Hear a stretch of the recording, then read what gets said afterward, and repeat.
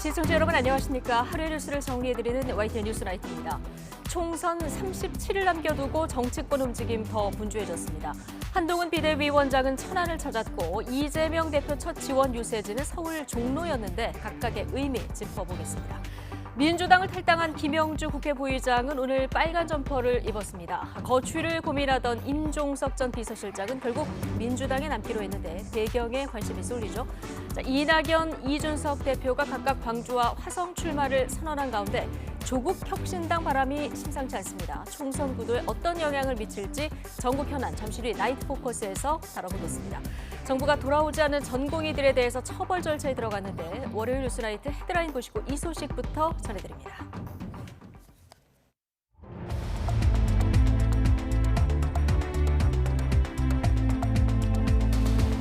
(3월 4일) 월요일 뉴스나이트 주요 뉴스입니다. 정부가 병원을 떠난 전공의 7,000명에 대한 면허 정지 절차에 돌입했습니다. 전임의들의 이탈도 가시화되면서 이번 주가 의료 대란의 고비가 될 전망입니다. 의료법 위반 혐의로 고발된 의사협회 전현직 지도부가 모레부터 출소한됩니다. 경찰은 제약회사 직원 집회 등원 의혹에서도 불법이 확인되면 엄정 수사한다는 방침입니다. 전략공천에서 배제된 임종석 전 대통령실 비서실장이 숙고 끝에 민주당 잔류를 선언했습니다. 민주당을 탈당한 김영주 국회 부의장은 국민의힘에 공식 입당했습니다. 이낙연, 이준석 제3지대 두 대표가 오늘 동시에 출마를 선언했습니다. 새로운 미래 이낙연 공동대표는 광주에서, 개혁신당 이준석 대표는 경기도 화성에서 각각 출사표를 던졌는데 3자 대결 성사 지역은 격전지로 떠오를 전망입니다. 지난해 초 사법부 전산망 해킹은 북한 해커 조직 라자루스의 소행일 가능성이 크다는 판단이 나왔습니다. 대법원은 심려를 끼쳐 죄송하다며 법원 행정처장 명의의 대국민 사과문을 올렸습니다. 꽃샘 추위가 풀리자 미세먼지가 기승을 부렸습니다. 경칩인 내일부터는 전국에 비가 내리며 대기질을 회복하겠습니다. 근무지를 이탈한 전공의 7,000명에 대해서 정부가 본격적으로 면허 정지 행정 처분 절차에 들어가겠다고 밝혔습니다. 이런 가운데 3월 재계약을 포기하고 떠나는 전임의들도 많은 것으로 나타나 의료 공백 우려는 더 커지고 있습니다. 첫 소식 김혜은 기자입니다. 정부가 업무 복귀 시한으로 제한한 지난달 29일까지 100개 수련병원에서 근무지를 이탈한 게 확인된 전공의는 7,800여 명. 정부는 이들이 근무지에 돌아왔는지 확인하기 위한 현장 점검을 시작했습니다. 우선 첫날에 50개 수련병원을 조사해서 미복귀자에 대해서는 다음 날 행정처분 절차를 사전 통지할 계획입니다. 7,000명에 대해 한꺼번에 행정처분이 들어가는 게 아니라 차례대로 이뤄지는데 현장 점검에서 복귀가 확인되면 선처해 줄 것으로 보입니다. 현장을 점검할 때 어떤 분이 이제 출근을 해서 있다 이럴 때는 이제 정상 참작이 가능하겠죠. 부재가 확인돼 행정처분 대상이 된 전공의들에 대해서는 사전 통보서가 발송되고 본인 의견을 듣는 절차를 거쳐 최종 확정되면 의사 면허가 3개월 정지됩니다. 이렇게 되면 전문의 자격 시험을 치르기 위한 일정도 1년 이상씩 연기될 수 있습니다. 의사협회 측은 면허 정지 처분을 받는 전공의들에 대한 경제적 지원도 고려하고 있어 사실상 장기전을 준비하고 있습니다. 면허 정지를 받는 순간 그 전공의들이 있게 되는 어떤 경제적 손실도 있을 테니까 그런 부분들은 우리가 법의 테두리 내에서 협회 회원 권익 차원에서 어떻게 도와줄 수 있는가는 나름대로는 여러 가지 구상을 갖고 있습니다.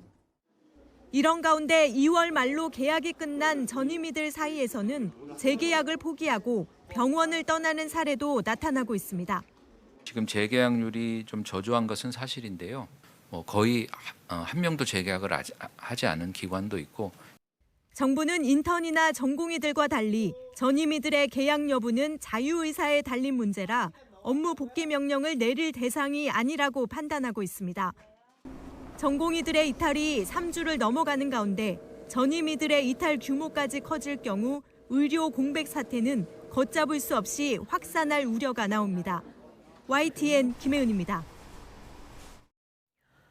의료법 위반 혐의를 받는 대한의사협회 전현직 지도부들이 모레부터 경찰에 잇따라 소환될 전망입니다. 전공의들과의 연결고리를 찾는 게 이번 수사의 핵심인데 경찰은 고발이 들어오면 전공의들을 수사하는 방안에도 적극 대비하고 있습니다. 보도에 김영수 기자입니다.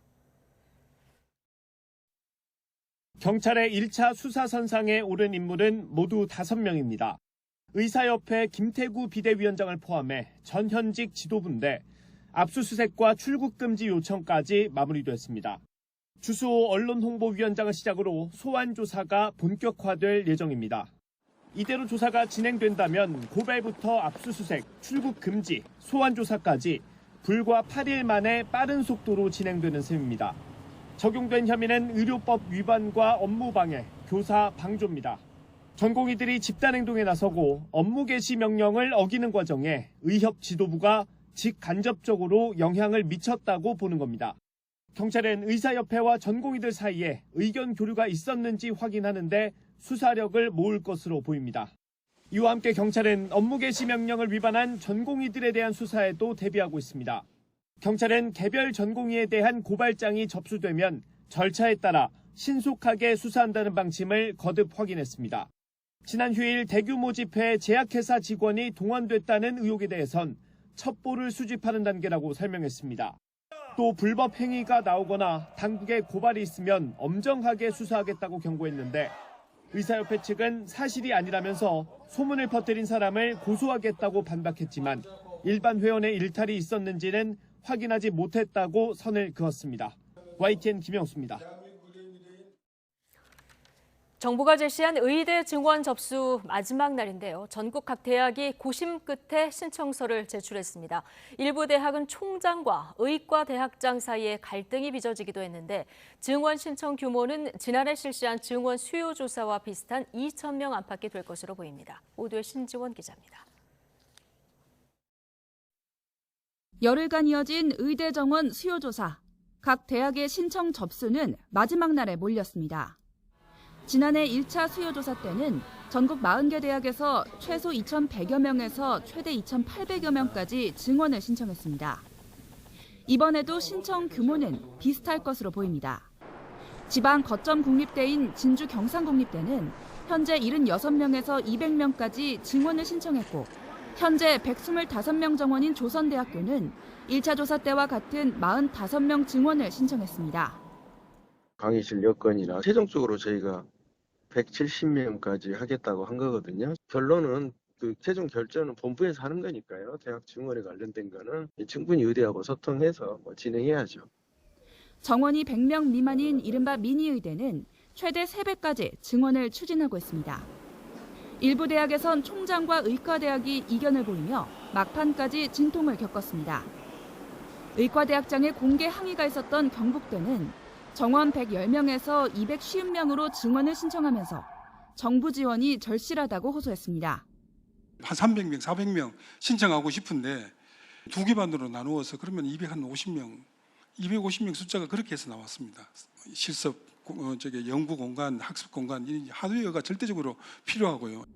대학 총장들은 의견 수렴을 거쳤다는 입장이지만 늘어난 학생들을 직접 가르쳐야 할 의과대학은 막막함을 호소하고 있습니다. 특히 정부가 지원을 약속한 국공립의대와 달리 사립대는 재단 차원에서 재정을 확충해야 하는 만큼 증원 규모에 민감한 상황입니다. 총장님 의지를 의과대학장이 수용해서 어쩔 수 없이 적어내는 경향이 많은 것 같습니다. 의과대학에서 실제 교육을 담당하는데 난감한 상황이 되겠죠. 의대 증원 규모를 두고 대학 본부와 의과대학의 입장이 엇갈리는 가운데 교육부는 교육의 질이 떨어지지 않도록 다방면으로 지원 방안을 검토한다는 방침입니다. YTN 신지원입니다. 윤석열 대통령은 현재 정부에서 의대 증원을 강력히 추진하고 있다면서 지방이 그 혜택을 더 확실하게 누리도록 만들겠다고 밝혔습니다. 윤 대통령은 오늘 경북대학교에서 열린 16번째 민생토론회에서 이같이 말하며 지역에서 중고등학교를 나온 학생들의 선발 인원을 대폭 확대해 지역 인재 중심의 의과대학이 되도록 하고 국립지역의과대학에 대한 시설 투자도 대폭 확대하겠다고 약속했습니다. 그러면서 정부가 지역 거점 의대와 병원에 대해서 재정 투자를 확실하게 할 테니 아무 걱정하지 말고 의대 확충을 해주면 된다고 당부했습니다. 더불어민주당 서울 중성동갑 공천에서 배제된 임종석 전 대통령 비서실장이 당의 결정을 수용하기로 했습니다. 정치권 일각에서 제기된 탈당설을 일축한 건데 내분의 불씨는 여전해 보입니다. 손효정 기자입니다. 컷오프 통보 이후 거취를 고민하던 친문 핵심 임종석 전 대통령 비서실장이 민주당에 남기로 했습니다. 서울 중성동갑 공천장을 주재하는 당의 결정을 받아들이기로 한 겁니다. 새로운 미래 이낙연 대표와 회동 사실이 알려진 뒤 탈당설이 퍼졌지만 확실히 선을 그었습니다. 그냥 막연한 가능성이 아니라 대단히 고무적으로 의기투합을 했던 겁니다. 이낙연 대표가 임종석 실장한테 전화했을 때도 탈당하겠다고 약속을 했어요. 계파 갈등의 뇌관으로 꼽힌 임 전 실장이 잔류를 선언하자 민주당 지도부는 안도했습니다. 결단을 높이 평가하며 정권 심판을 위해 힘을 합쳐달라고 당부했습니다. 당의 결정을 존중하고 또 수용해 주시는 것에 대해서는 매우 고맙게 생각합니다. 어려운 결단이었을 것입니다. 하지만 당내 갈등의 불씨가 꺼진 건 아닙니다. 당장 친문계 좌장 홍영표 의원은 곧 최종 결론이 날 거라며 탈당을 거듭 시사했습니다. 저도 신중하게 또 많은 가능성을 놓고 고민을 하고 있습니다. 길게 시간 끌 수도 없고 며칠 내로 결단을 하려고 합니다. 이낙연 대표가 주도하는 새로운 미래와 연대 가능성에 무게가 실렸다는 해석이 많습니다. 특히 공천에 반발하는 다른 비주류 의원들과 뜻을 함께할 수도 있습니다. 여기에다 임종석 전 실장이 후위를 모색하며 지금은 한 발 물러선 거란 관측도 변수입니다. 총선 이후 차기 당권을 놓고 임 전 실장이 세력 규합에 나설 경우 이재명 대표와 일전이 불가피한 만큼 민주당의 역학구도를 둘러싼 기싸움은 여전히 현재 진행형이란 전망이 많습니다. YTN 손효정입니다. 더불어민주당 공천에서 배제된 뒤 탈당을 시사했던 친문 좌장 홍영표 의원이 문재인 대통령을 예방했습니다. 홍 의원은 오늘 오후 SNS에서 문 전 대통령을 뵙고 나오는 길이라며 반갑게 맞아주셨고 민주당과 총선 상황에 대한 우려를 말씀드렸다고 밝혔습니다. 이어 문 전 대통령이 문제의식에 공감하며 안타까움을 표했고 어떤 결정을 하더라도 잘 되었으면 좋겠다고 덕담했다고 전했습니다. 새로운 미래 이낙연 공동대표가 야권의 전통적 지지 기반인 광주광역시내 지역구 출마를 선언했습니다. 개혁신당 이준석 대표도 경기 화성 을에 출사표를 던졌는데 3자 대결 구도에 관심이 쏠리고 있습니다. 이준엽 기자의 보도입니다. 한 차례 회견을 연기했던 이낙연 대표가 4월 총선 광주 출마를 공식화했습니다. 임종석 전 대통령 비서실장이 사실상 더불어민주당 잔류 의사를 밝힌 당일입니다. 광주 시민 여러분이 오랫동안 사랑하셨던 진짜 민주당의 정신과 문화를 되살려 놓겠습니다. 김대중 노무현 정신을 지키고 시대에 맞게 성숙시키겠습니다. 구체적인 지역구는 정하지 않았지만 개혁신당 양향자 의원이 빠진 광주, 서울이 유력해 보입니다. 친문 핵심 임종석 전 실장 합류가 무산된 만큼 독자 행보에 속도를 내겠다는 뜻으로 풀이됩니다. 같은 날 보수진영 제3지대인 개혁신당의 이준석 대표도 출사표를 던졌습니다. 예고했던 대로 경기 화성 을에서 반도체 벨트 공략 의지를 강조했습니다. 용인갑의 양향자, 화성정의 이원욱 의원과 공동전선을 구축하겠다는 전략입니다. 동탄을 비롯한 경기 남부 지역은 지금까지 보수 정당은 방치해두었기 때문에 다른 대안이 없었고 그래서 민주당이 텃밭이 되었습니다. 서울 종로 금태섭과 성남 분당갑 류정전 의원, 남양주갑의 조응천 의원까지 도전장을 내면서 3자 대결 구도가 속속 완성되고 있습니다. 창당 절차를 마친 조국혁신당 역시 표심 경쟁에 본격적으로 뛰어들었습니다. 특히 정당 득표율에 공을 들이는 모습입니다. 부산과 광주 등 지역구 출마 가능성이 아직 열려있긴 하지만 조국 대표가 비례대표 후보로 나설 거란 관측에 힘이 실리기 때문입니다. 총선을 한 달여 앞두고 제3지대도 지역구 쟁탈전에 뛰어들면서 3자 대결 성사 지역이 격전지로 떠오르는 모습입니다. YTN 이준엽입니다. 네, 앞서 보신 대로 이준석 개혁신당 대표의 경기 화성을 출마 선언으로 이 3파전 구도가 형성되면서 국민의힘 대응 카드에도 관심이 쏠리고 있습니다. 이른바 이 저격수 배치 등 전략적 선택을 놓고 고민을 이어가는 분위기입니다. 박광열 기자입니다. 국민의힘은 전직 여당 수장 이준석 대표의 화성을 출마해 겉으로는 큰 의미를 부여하지 않고 있습니다. 254개 지역구 가운데 하나일 뿐이라는 겁니다. 실제로 지금 국민의힘에서는 후보자가 없는 걸로 알고 있는데 지역구 중 하나니까요. 제가 뭐 특별히 그 지역구에 대해서 지금 이렇게 설명할 필요는 없을 것 같은데. 하지만 내부적으로는 대항마 선정을 고심하는 기류가 감지됩니다. 민주당이 일찌감치 전략 공천한 영입인재 공영훈 전 현대차 사장 대 이준석 대표라는 대진표가 먼저 만들어졌기 때문입니다. 실제로 장동혁 사무총장은 전략적 배치를 고민해보겠다며 분위기를 전했습니다. 이준석 대표가 2030과 수도권, 중도층으로 외연 확장 의지를 밝힌 만큼 중도와 보수층 표심 분산을 막아야 한다는 겁니다. 민주당 출신 4선 중진 의원을 적극 영입한 것도 연장선에 있습니다. 개인의 사리 사욕을 위한 도구로 쓰여져서는 안 된다고 생각합니다. 앞으로도 생활정치 그리고 우리 주변 발전을 위해서 제 역할이 있다면 마다하지 않겠습니다. 그러면 혹시 우선 추천도 고려를 하시는 걸까요? 그렇죠. 한다 그러면 그걸 충분히 고려해야 되겠죠. 비례대표 후보 선정 과정에서 정치 신인 비율을 고려하기로 한 것 역시 같은 맥락입니다. 지역구 공천 과정에서 불거진 현역 강세, 무감동 공천 논란을 불식하기 위한 보완책입니다. 국민의힘은 서울 강남을과 TK 등 일부 강세 지역에 내세울 후보를 선정하는 국민 추천제의 구체적 방안도 조만간 공개할 것으로 보입니다. YTN 박광렬입니다. 더불어민주당 이재명 대표는 국민의힘 한동훈 비상대책위원장이 자신과 1대1 TV토론을 제안한 데 대해서 윤석열 대통령과 야당 대표의 대화가 먼저라며 사실상 거절했습니다.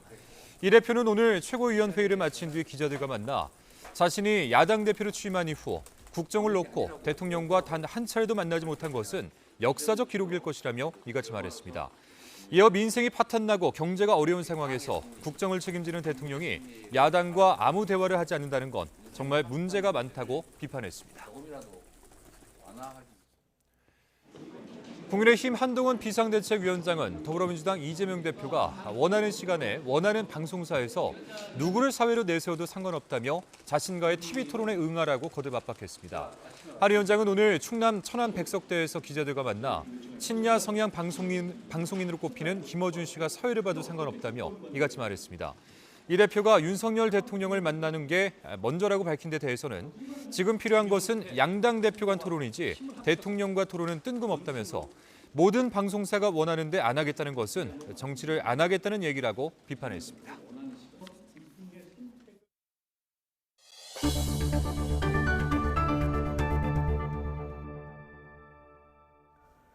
문재인 정부 당시 윤석열 검찰총장 찍어내기 감찰에 관여했다는 의혹을 받는 박은정 부장검사가 해임 처분을 받았습니다. 앞서 이성윤 전 검사장까지 윤 대통령과 각을 세웠던 검사들이 잇따라 해임 처분을 받으면서 일각에서 검사 징계의 공정성에 의문을 제기하는 목소리도 나오고 있습니다. 홍민기 기자입니다. 지난 2020년 추미애 전 법무부 장관이 윤석열 검찰총장을 물러나게 하려고 감찰을 진행했다는 이른바 찍어내기 감찰 의혹. 이에 관여한 박은정 광주지검 중요경제범죄조사단 부장검사가 최고 수준의 징계인 해임 처분을 받았습니다. 박 부장검사가 채널A 사건과 관련해 한동훈 당시 검사장 감찰 과정에서 얻은 자료를 윤석열 검찰총장을 감찰하는 법무부 감찰위원회에 무단으로 제공했다는 의혹 때문입니다. 박 부장검사는 지난달 징계유 회부 사실을 통보받자마자 사직서를 제출했지만 사직이 수리되지 않은 채 끝내 해임된 겁니다. 박 부장검사는 SNS를 통해 대한민국 검사로서 부끄럽지 않게 일했고 보복 징계는 결국 법원에서 취소될 것이라며 행정소송을 예고했습니다. 앞서 윤석열 사단을 전두환 하나회와 비견된다고 언급해 검찰 명예훼손을 이유로 해임된 이성윤 전 검사장도 정치적 해임이라며 공개 비판을 이어갔습니다. 이것이 바로 윤석열식 내로남불입니다. 사정이 이럴진데 감히 누가 누구를 징계한다는 말입니까? 윤 대통령과 대립각을 세웠던 검사들이 잇따라 해임 처분을 받자 검사 징계에 이중잣대가 적용되는 게 아니냐는 지적도 나옵니다. 실제로 윤 대통령의 측근으로 꼽히는 손준성 검사의 경우 고발 사주 의혹 1심 판결이 나오기 전인 지난해 4월 감찰이 종료됐고 대검이 징계를 청구하지도 않았기 때문입니다. 이후 1심 재판부가 고발 사주 의혹 실체를 상당 부분 인정하면서 실형을 선고했지만 송 검사는 이미 검찰에 꽂힌 검사장으로 승진한 뒤였습니다. 반면 채널A 사건 압수수색 당시 한동훈 검사장과 몸싸움을 벌였던 정진웅 법무연수원 연구위원은 무죄가 확정됐는데도 최근 정직 2개월의 중징계를 받은 바 있습니다. 징계를 받은 이들이 법적 대응을 예고한 만큼 검사 징계 공정성 시비는 재판 과정에서 또다시 논란이 될 것으로 보입니다. YTN 홍민기입니다. 사법부 전산망 해킹 범행을 수사하는 경찰과 국가정보원이 북한 해커 조직인 라자루스의 소행이라고 판단했습니다. 법원 전산망이 해킹된 것은 이번이 처음으로 법원 행정처는 뒤늦게 초본 등 최소 26건의 개인정보 유출을 인정하고 공식 사과했습니다. 우중훈 기자입니다. 경찰은 지난달 13일부터 경기 성남시에 있는 대법원 데이터 센터에 대한 압수수색에 나섰습니다. 지난해 초 발생한 대법원 전산망 해킹 사건 범행을 추적하기 위해서입니다. 경찰은 북한 해커 조직인 라자루스의 범행으로 결론을 내리고 국가정보원과 필요한 정보를 공유하고 있다고 밝혔습니다. 사법부 전산망 해킹 피해는 이번이 처음입니다. 경찰은 라자루스의 기존 범죄 패턴을 봤을 때 북한 해커 조직의 소행일 가능성이 크다고 봤다며 다만 어떤 경로로 전산망에 침입했는지는 추가 규명이 필요하다고 설명했습니다. 이번 사법부 전산망에 대한 해킹 시도는 지난 2021년 1월 이전부터 이루어진 것으로 파악됐습니다. 해커 조직은 법원 가상 PC와 서버의 취약점을 찾아내 300GB가 넘는 전산 자료를 빼낸 것으로 드러났습니다. 현재까지 일부인 PDF 파일 26개가 복원됐는데 개인 회생이나 회생 개시 신청서, 주민등록 초본, 지방과세 증명서 등 민감한 개인정보가 담긴 문서로 파악됐습니다. 심지어 외부로 전송된 다른 파일들은 심층 포렌식을 해도 기술적인 한계로 전모를 확인하기 어렵다고 설명했습니다. 그동안 북한 소행에 선을 그어왔던 대법원은 경찰 수사 결과가 나오자 뒤늦게 공식 사과하고 대책 마련에 나섰습니다.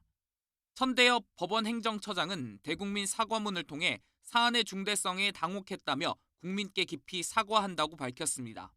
또 개인정보 보호 등 필요한 조치를 했고 추가 사실이 확인되는 대로 후속 조치도 취할 계획이라고 덧붙였습니다. YTN 우종훈입니다.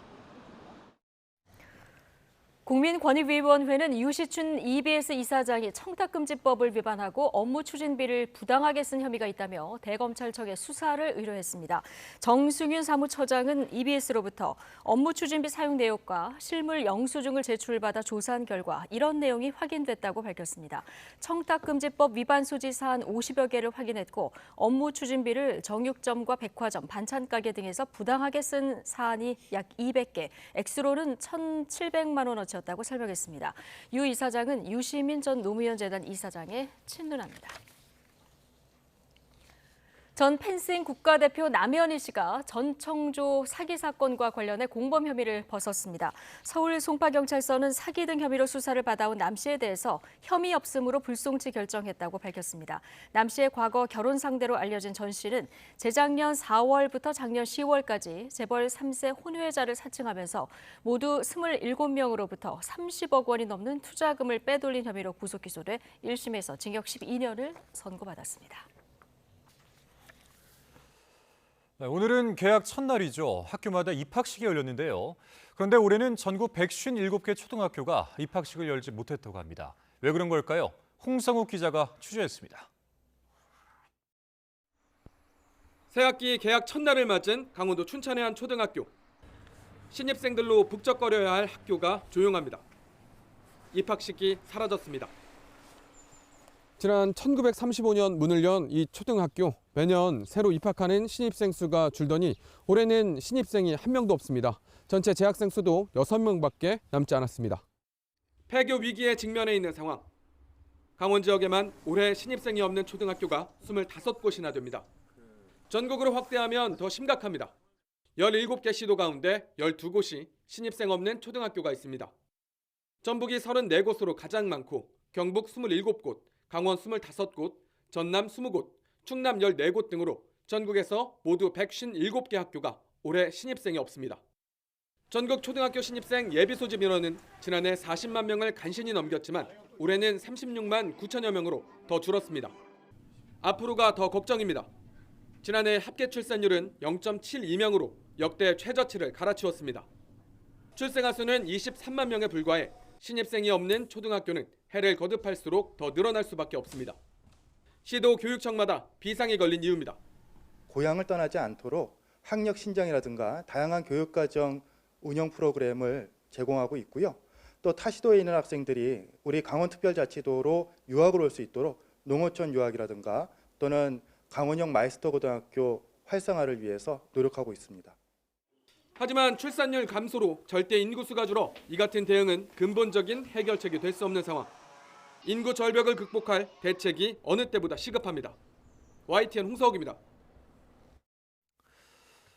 꽃샘 추위가 풀리자마자 다시 미세먼지가 기승입니다. 일부 지역에는 초미세먼지주의보도 발령됐는데 이 답답한 공기는 경칩인 내일 전국에 비가 내리면서 해소될 전망입니다. 김민경 기자의 보도입니다. 하늘에 잿빛 장막을 씌운 듯 희뿌연 먼지가 자욱합니다. 대기를 가득 메운 먼지에 한낮에도 초저녁처럼 어둑어둑합니다. 꽃샘 추위가 풀리고 대기가 정체되자 오염물질이 쌓이며 대기질이 나빠진 겁니다. 오염물질이 짙어진 울산 여천동은 초미세먼지 최고 농도가 한때 세제곱미터당 126 마이크로그램까지 치솟았고 경기 여주 중앙동도 123 마이크로그램까지 치솟아 평소보다 4배 이상 높은 수준을 기록했습니다. 경기 남부와 충남 북부에는 이틀째 초미세먼지 특보가 이어졌고 충북 북부에도 초미세먼지 주의보가 확대 발령됐습니다. 서울과 인천, 제주도를 제외한 전국의 초미세먼지 농도가 나쁨 수준까지 올랐습니다. 3월 초부터 찾아온 초미세먼지는 절기 경칩에 맞춰 내리는 비와 함께 해소될 전망입니다. 5일은 청정한 동풍이 유입되고 강수가 더해져 고농도 미세먼지가 점차적으로 해소될 것으로 예상됩니다. 다만 수요일까지 전국에 5에서 30mm, 제주도에는 최고 60mm의 봄비치고 다소 많은 양의 비가 오겠고 강원 산간에는 최고 15cm의 많은 눈이 내릴 걸로 보여 각별한 주의가 필요합니다. YTN 김민경입니다.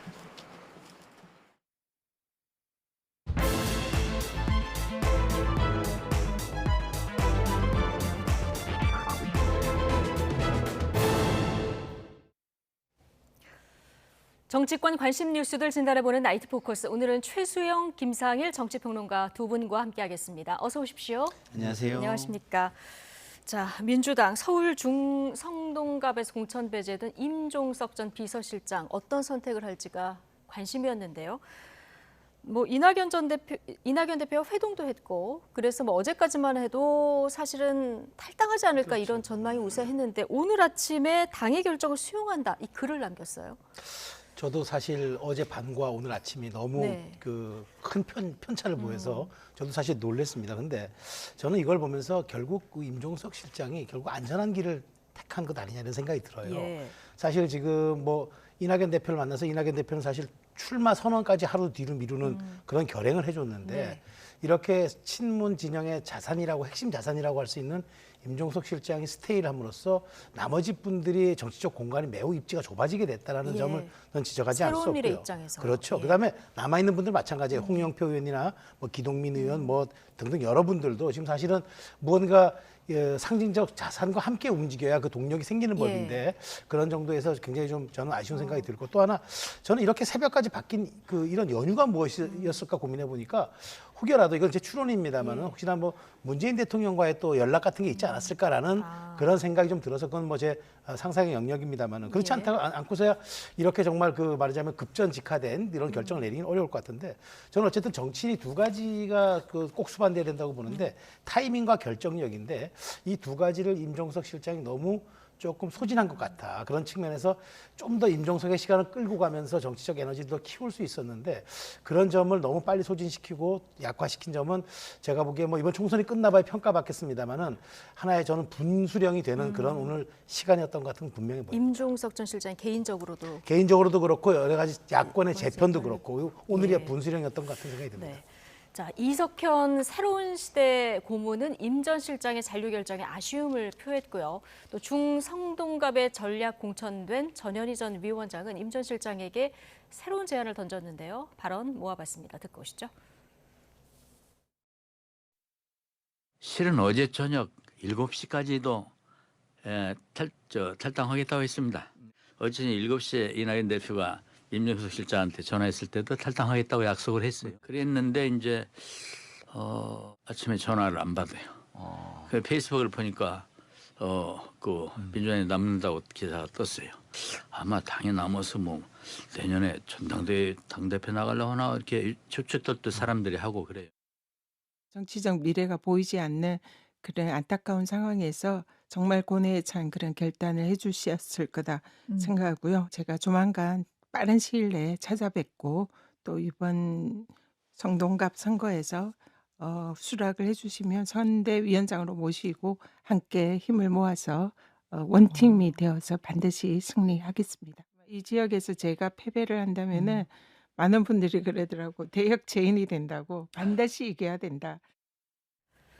네, 자 새로운 시대 아니고 새로운 미래 김상일 평론가께서 콕 집어서 지적을 해주셨습니다. 제가 좀 잘못 얘기를 했는데 새로운 미래, 자 이석현 고문 얘기도 듣고 오셨는데 임종석 전 비서실장이 어젯밤까지만 해도 자 이낙연 대표에게 탈당을 약속했다. 그런데 오늘 아침에 통화가 안 됐다는 거군요. 밤 사이에 무슨 일이 있었을까요?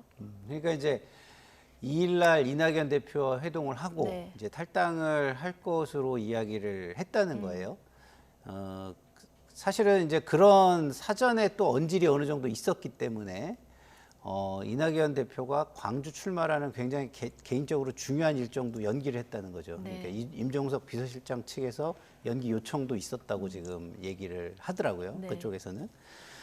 그러면 이제 뭐 때문에 도대체 이렇게 됐냐. 이게 굉장히 그러니까요. 이제 새로운 미래 측에서도 엄청 궁금해하는 부분인데. 출마 선언도 연기해달라 이렇게 요청을 미리 했다면 더 했다는 그렇죠. 거예요. 예. 그러면은 그 얘기는 뭐냐면은 앞으로 선거 기획이나 판을 다시 짜자는 얘기가 되는 것이고 예. 새미래 쪽에서도 그러면은 임종석 전 비서실장을 당대표로 추대하고 모든 거를 다시 짜겠다 이런 구상을 가지고 있었던 거잖아요. 그러니까 이제 새미래 쪽에서는 완전히 전체의 판이 흔들려 버린 아주 예. 큰 사건, 뭐 3차 노쇼 사건이라고도 얘기를 하던데 예? 그런 지금 상황이 지금 돼버린 건데 그래서 이게 도대체 왜 이런 일이 발생했을까 이거를 좀 이렇게 저도 취재도 해보고 유추도 해보고 하면은 2일날 회동 이후에 호남을 내려갔다고 그래요. 예. 호남을 내려가서 뭐 이제 송갑석 의원이라든가 강기정 의원이라든가 이런 분을 만난 거죠. 그럼 그 전에도 사실은 서울의 동지들하고도 얘기를 했겠죠. 이게 대표적인 인사는 윤영찬 의원일 거고. 네. 그럼 윤영찬, 송갑석 이런 분들 전부 다 임종석 전 실장의 영향을 받아서 잔류하고 진짜 뭐 과하지옥이라고 하는 그 상황 속에서 경선에 들어가서 뭐 바보가 되자 이렇게 한 거잖아요. 근데 그분들 놔두고 혼자만 나간다 쉽지 않았을 거고요. 네. 왜냐하면 그분들은 이미 경선에 참여했기 때문에 나가서 출마도 좀 못하잖아요. 그래서 그게 좀 발목을 잡은 측면이 있다는 생각이 들고요. 예. 호남을 가서 송갑석 의원이나 강기정 의원이 호남 상황을 얘기해 줬을 거 아닙니까? 근데 이낙연 그 대표가 호남에서 그렇게 세를 모으지 못하고 있다는 것을 듣고 확인도 했을 것 같아요. 예. 이런 것들이 결정적인 영향을 미친 것이 아닌가 저는 개인적으로 추론을 해봅니다. 네. 근데 문제는 제 추론이 맞다면 정말 임종석 전 실장은 이제 지도자적인 면모를 갖추기는 굉장히 어려워진 거 아닌가 이런 생각이 이번 드는 결정으로요? 거예요. 왜냐하면 이 공천의 피해를 입고 이것에 어떤 반발을 하는 과정이 너무나 다 개인적이에요. 자기중심적이고. 원래 지도자는 다른 사람들의 어떤 일반화된, 객관화된 문제의식을 가지고 이게 다른 모든 사람에게 같은 처지에 있거나 그 처지를 바라보는 사람에게 공감대가 형성이 돼야 되거든요. 근데 그런 거 없이 전부 다 자기의 상황 중심적으로 지금 일을 해나가니까 사람들이 이게 일반화가 안 되는 거예요. 아, 저거 정말 문제가 있어서 임종석 그 비서실장이 이렇게 해줬으면 좋겠다든가 이렇게 해줬을 때 아, 임종석 비서실장을 다음 지도자로 내가 추대하고 마음에 새겨야 되겠다 이런 마음이 전혀 안 드는 거예요. 그래서 저는 이번에 임 전 실장이 지도자로 클 수 있는 굉장히 큰 기회를 놓쳤다. 전 이런 생각이 듭니다. 예. 자, 아까 3차 노쇼 얘기하셨는데 예. 이게 윤영찬 의원 1차 노쇼가 윤영찬, 2차 노쇼가 이원욱, 조홍천. 아, 이번이 그래서 3차 노쇼 이렇게 보셨는데 어쨌든 두 분 말씀하신 대로 임종석 전 비서실장이 잔류를 결정하면서 새로운 미래 입장에서는 좀 동력이 상실된 이런 측면이 있는데 자, 임종석 전 실장의 당내 역할도 좀 생각을 해보죠. 중성동갑에 공천된 전현희 전 위원장은 선대위원장직을 좀 맡아달라 이런 제안을 했는데요. 앞으로 좀 역할이 있을까요? 임종석 실장 딱 한 줄 남겼잖아요. 네. 당의 결정에 따르겠다. 그 얘기 뭐냐면 전략적 모호성을 유지하겠다는 거죠. 그러니까 이건 자신에 대해서 그러면은 이재명 대표 측이 어떻게 생각하는지도 좀 보겠고 여러 가지 그다음에 전현희 의원은 당연히 그러면 중요한 자산이니까 와서 날 도와달라 얘기를 하겠고 지금 사실 여러 가지 여론조사를 돌려보면은 임종석 전 실장이 가장 경쟁력 있게 나왔다고 다들 그런 보도들이 있지 않습니까? 그렇기 때문에 전현희 후보 입장에서는 당연히 이제 임종석 실장의 도움이 필요하겠지만 임 실장이 전 여기에 대해서 답을 안 하리라 보고 이재명 대표도 뭐 그건 뭐 나중에 우리가 그냥 힘을 합해 같이 나갈 문제지 뭐 특별히 따로 생각해봐 둔 바가 없다고 또 아주 시큰둥한 대답을 했어요. 그렇기 때문에 임종석 실장도 먼저 선제적으로 움직일 것 같지는 않아요. 근데 제가 여기서 하나 지적드리고 싶은 거는 우리 이제 경제학 이론에 제로 리스크 편향이라는 게 있어요. 위험을 전혀 감수하지 않겠다라는 제로 리스크 편향이라는 게 있는데 저는 임종석 전 실장이 여기에 저는 약간 그 경도된 것이 아닌가 하는 생각이 들어요. 지금 사실 민주당 내부의 좀 축을 본다면은 이재명 대표가 이번 총선에서 너무 과도한 사천 논란으로 인해서 총선 경쟁력이 상실돼서 패했을 경우에 임 전 실장이 당에 남아 스테이한 다음에 그것을 총선 패배를 바탕으로 민주당이 새로운 리더십을 요구할 때 당권에 도전한다. 뭐 남아 있다면 이러한 뭐 시나리오 정도로 남은 것 같은데 저는 그게 전략적 오판일 수 있다는 생각이 들어요. 이재명 대표의 지금 여러 가지 공천 과정이라든가 이제까지 대선 패배 후에 국회에 진입해서 당대표 나가는 과정을 다 봤을 때 총선에서 승리하든 패하든 상관없이 당권은 계속 유지하거나 혹은 계속 도전하는 그런 가능성이 높아 보이는데 과연 이렇게 정말 안전한 길로 가서 이재명 대표의 다음 스텝을 도모하는 임종석 전 실장의 전략적 판단이 맞다면 저는 그거는 오판일 가능성이 매우 높기 때문에 저는 제가 이렇게 평론하는 입장에서 말씀드리지만 이 결과는 총선 이후에 다시 한번 논의할 시간이 있지 않을까 저는 그렇게 생각합니다. 총선 결과에 따라서 또 달라질 수 있으니까요. 예. 임종석 전 실장이 안전한 길로만 간다면 차기 당권을 마음에 두고 있다고 해도 쉽지 않을 거다. 이런 분석이신데요. 그러니까 저는 뭐 안전한 길 뭐 그런 표현보다는 서사를 만드는 작업이 없다라는 거예요. 그러니까 서사를 보고 그러니까 이전에 그 당의 공천과 관련해서 문제 제기를 하고 다른 사람들과 다른 사람의 아픔이나 불공정을 앞서서 지도자답게 얘기해주고 이렇게 해야 그게 서사가 돼서 저 사람 그 서사를 보니 저 사람이 우리의 대안이야라고 봐줄 거 아니에요. 서사가 전혀 없어요. 그리고 이번 서사를 만들 수 있는 상황에서 모든 거를 제고해 주십시오. 내지는 자기의 문제로 모든 걸 치환시켰어요. 그러면은 당의 전체의 공정의 문제라든가 이런 문제는 단 한마디도 하지 않고 자기만 아프다고 얘기하는 거예요. 그러면 자기만 아픈 사람을 다른 아픈 사람이 나도 아픈데 저 사람이 나의 아픔까지 대변해 줄 것이다 이렇게 생각할까요? 이 지역이 상징 지역이 됐는데 민주당 공천 전체적인 어떤 비판은 안 했다. 그렇죠.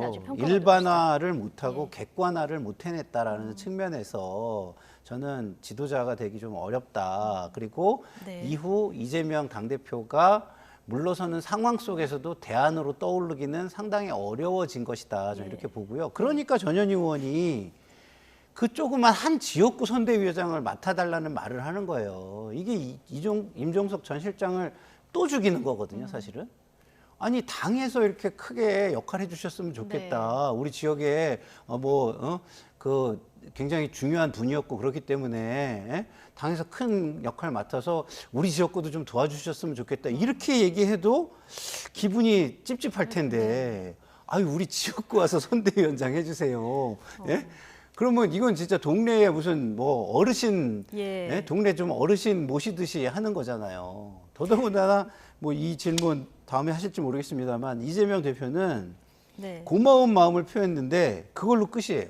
그러니까 항상 이재명 대표가 하시는 게 무슨 일이 막 있으면은 한마디 그거에 대해서 던진 다음에 2차 발언, 3차 발언 이런 거 없고 1차 발언에 뒤 이어지는 행위도 없고 그렇기 때문에 항상 이재명 당대표의 발언이 저게 진정성이 있는 것이냐라는 게 항상 논란이 되거든요. 어쨌든 뭐 전현희 위원장 발언이든 이재명 대표 발언이든 임종석 전 실장이 좀 자초한 측면이 있다 이렇게 보시는 느낌을 제가 받았는데 어쨌든 잔류하기로 했기 때문에 민주당 내 이제 공천 파동은 조금 한숨 돌렸다고 봐도 될까요?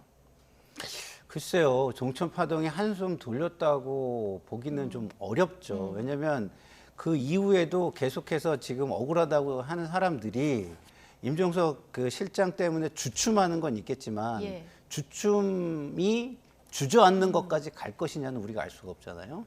오늘 뭐 당장 좀 이따 나오겠지만 홍영표 의원도 다른 행동을 했잖아요. 그래서 그런 부분을 본다면 그것이 또 뭐 어떻게 진전이 될지를 좀 봐야 그 후에야 이게 뭐 안정이 됐다든가 뭐 진화가 됐다든가 이런 표현을 쓸 수 있지 않을까 싶습니다. 그러니까 지금 말씀하신 홍영표 의원이나 서른 의원 거취도 사실 주목이 되는데 홍영표 의원이 오늘 문재인 대통령을 예방했거든요. 이거는 어떤 탈당의 마지막 명분 쌓기 행보다 이렇게 보면 될까요? 뭐 친문계 좌장이었으니까 좌장이니까 문재인 전 대통령을 찾아뵙는 거는 제가 보기에 뭐 전직 모셨던 대통령 주군으로서 전 당연한 예의라고 보는데 제가 여기서 지적을 하나 드리고 싶은 건 뭐냐면 올 2월 달 초에 다 기억하시겠지만 이재명 당대표가 문재인 전 대통령 찾아가서 명문정단 얘기하면서 했잖아요. 저는 그게 기만 전술이었다고 봐요. 그러니까 전술적인 저는 그 말하자면 이재명 대표의 매우 계산된 행동이었다고 봐요. 거기에서 명문정단 얘기하면서 마치 친문 진영을 그렇게 형용화시키거나 와해시킬 것처럼 얘기는 안 했어요. 도와줄 것처럼 얘기했어요. 그러다 보니까 그때 뭔가 공천에 대한 여러 가지 친문의 격정들이 일어나고 있는 시기였는데 안심해도 되겠구나 하면서 이른바 원심력하고 이런 것들이 좀 잦아들면서 좀 말하자면은 그 당에 그대로 뭐 안착하겠다는 그런 좀 약간의 그 뭐 저는 편안한 마음 혹은 그 좀 뭐랄까 안이한 마음이 생겼던 것 같아요. 근데 그 이후에 매우 강한 속도로 밀어붙여가지고 지금 이까지 온 거예요. 요게 요까지 오는 시간이 한 달이 안 걸렸어요. 저는 그렇다면은 지금 홍영표 의원이 문재인 전 대통령 찾아간 거는 그 말씀 드리기 위해서라고 봐요. 그러니까 그 당시 대통령님께서 여러 가지 좀 말하자면은 그 판단에 대한 미스가 있었던 것 같고 우리가 전략적인 오판을 했던 것 같은데 저는 나가서 어쨌든 하나의 그 또 하나의 우리가 그 정치적인 그 구심점을 하나 마련해서 안에서는 임종석 실장이 있든 말든 밖에서는 우리가 나가서 무언가 역할을 하면서 총선 이후에 승리하든 승리하지 못하든 어떤 우리가 그 다음 스텝을 대비하는 이른바 좀 친문 진영에 뭔가 둥지를 틀어야 되겠습니다라고 저는 얘기했을 거라고 봅니다. 그런 측면에서 문 대통령도 뭐 시인도 부인도 하지 않으면서 잘 하라는 덕담 정도는 하셨겠죠.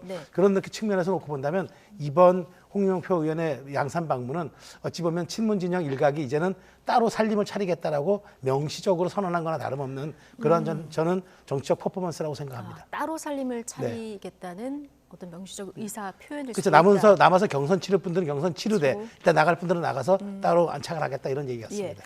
홍영표 의원, 서른 의원 탈당 의사는 분명한데 이낙연 대표의 새로운 미래로는 또 바로 가지는 않는 이런 상황이라서요. 연대를 하게 된다면 어떤 형태가 될까요? 그러니까 이제 이낙연 대표의 새로운 미래가 사실은 둘 중에 하나는 보여줬어야 돼요. 그게 뭐냐면 하나는 호남에서 새를 보여주든가 호남에서 새를 못 보여주면 당내에 불만 있는 사람들이 여길 나가면은 이낙연 대표한테 가겠구나라는 걸 보여줘야 되는데 사실은 서른 의원마저도 망설이는 상황이잖아요.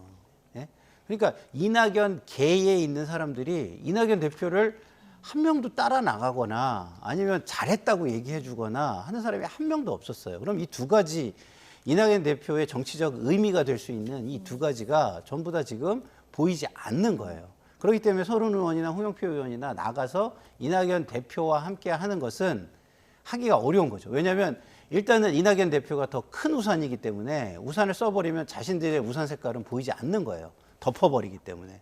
그렇기 때문에 그 당으로 그 입당하는 것은 안 할 것 같고요. 단지 그렇지만 지금 현재 총선까지 시간이 얼마 안 남았잖아요. 그럼 무소속들이 어쨌든 연대도 해야 되고 번호도 네. 좋은 번호를 얻어야 되지 않겠습니까? 그렇기 때문에 기호라는 당과 기호라는 우산만 씌워주고 연대로 가는 가치를 공유하고 연대로 가는 그러나 한 당이라고 하지는 않고 우리는 연대 세력이다라고 하는 것으로 가지 않을까. 그러려면 이제 새로운 물에도 이름을 바꿔야 되겠죠. 예. 바꾸고 그 번호를 줘야 되겠죠. 그러니까 형식적으로 법적으로는 입당을 하겠지만 사실상 이게 입당이 아니라 그냥 번호를 빌려주는 거예요. 예. 그러니까 유니폼을 빌려주는 거죠. 참 네. 어렵네요. 네. 굳이 또 안 가고 다른 형태에서 또 다른 당명까지 그렇죠. 해서 예. 자, 어떻게 보면 이 이낙연 전 대표의 지도력, 리더십하고도 좀 그게 관련이 될 굉장히 수도 좀 있는, 저는 위기라고 예. 보고요. 근데 그게 이제 그렇게 연대를 하다가 네. 예를 들어서 뭐 그 탄력을 받거나 아니면 이게 어쨌든 이낙연 대표 입장에서는 후배들한테 네. 모든 걸 또 양보하는 모습이긴 하거든요. 네. 자기 거를 주장하지 않고 내려놓고 그리고 지난 연말부터 그걸 계속 보여온 건 또 사실이에요. 네. 그래서 그런 부분이 또 인정받으면 또 다른 방향으로 흘러갈 수 있는 정치의 어떤 생물적인 모습 또 나올 수도 있다. 제가 뭐 네. 지금 말씀드린 게 다 장담할 수 있는 부분은 아니다. 이렇게 알겠습니다. 말씀드립니다. 어떤 분기점이 또 네. 생길 수도 네. 있으니까요. 지켜봐야 될 것 같고요. 자, 잔류를 결정한 임종석 전 비서실장 얘기를 쭉 해봤고요. 오늘 큰 거취 변화가 있었던 분이 있었죠. 민주당을 탈당한 김영주 국회 부의장. 국민의힘에 입당해서 총선에 나서기로 했습니다. 이상민 의원에 이어서 민주당 현역 의원의 두 번째 국민의힘 합류인데요. 오늘 입당식 발언 듣고 오시겠습니다.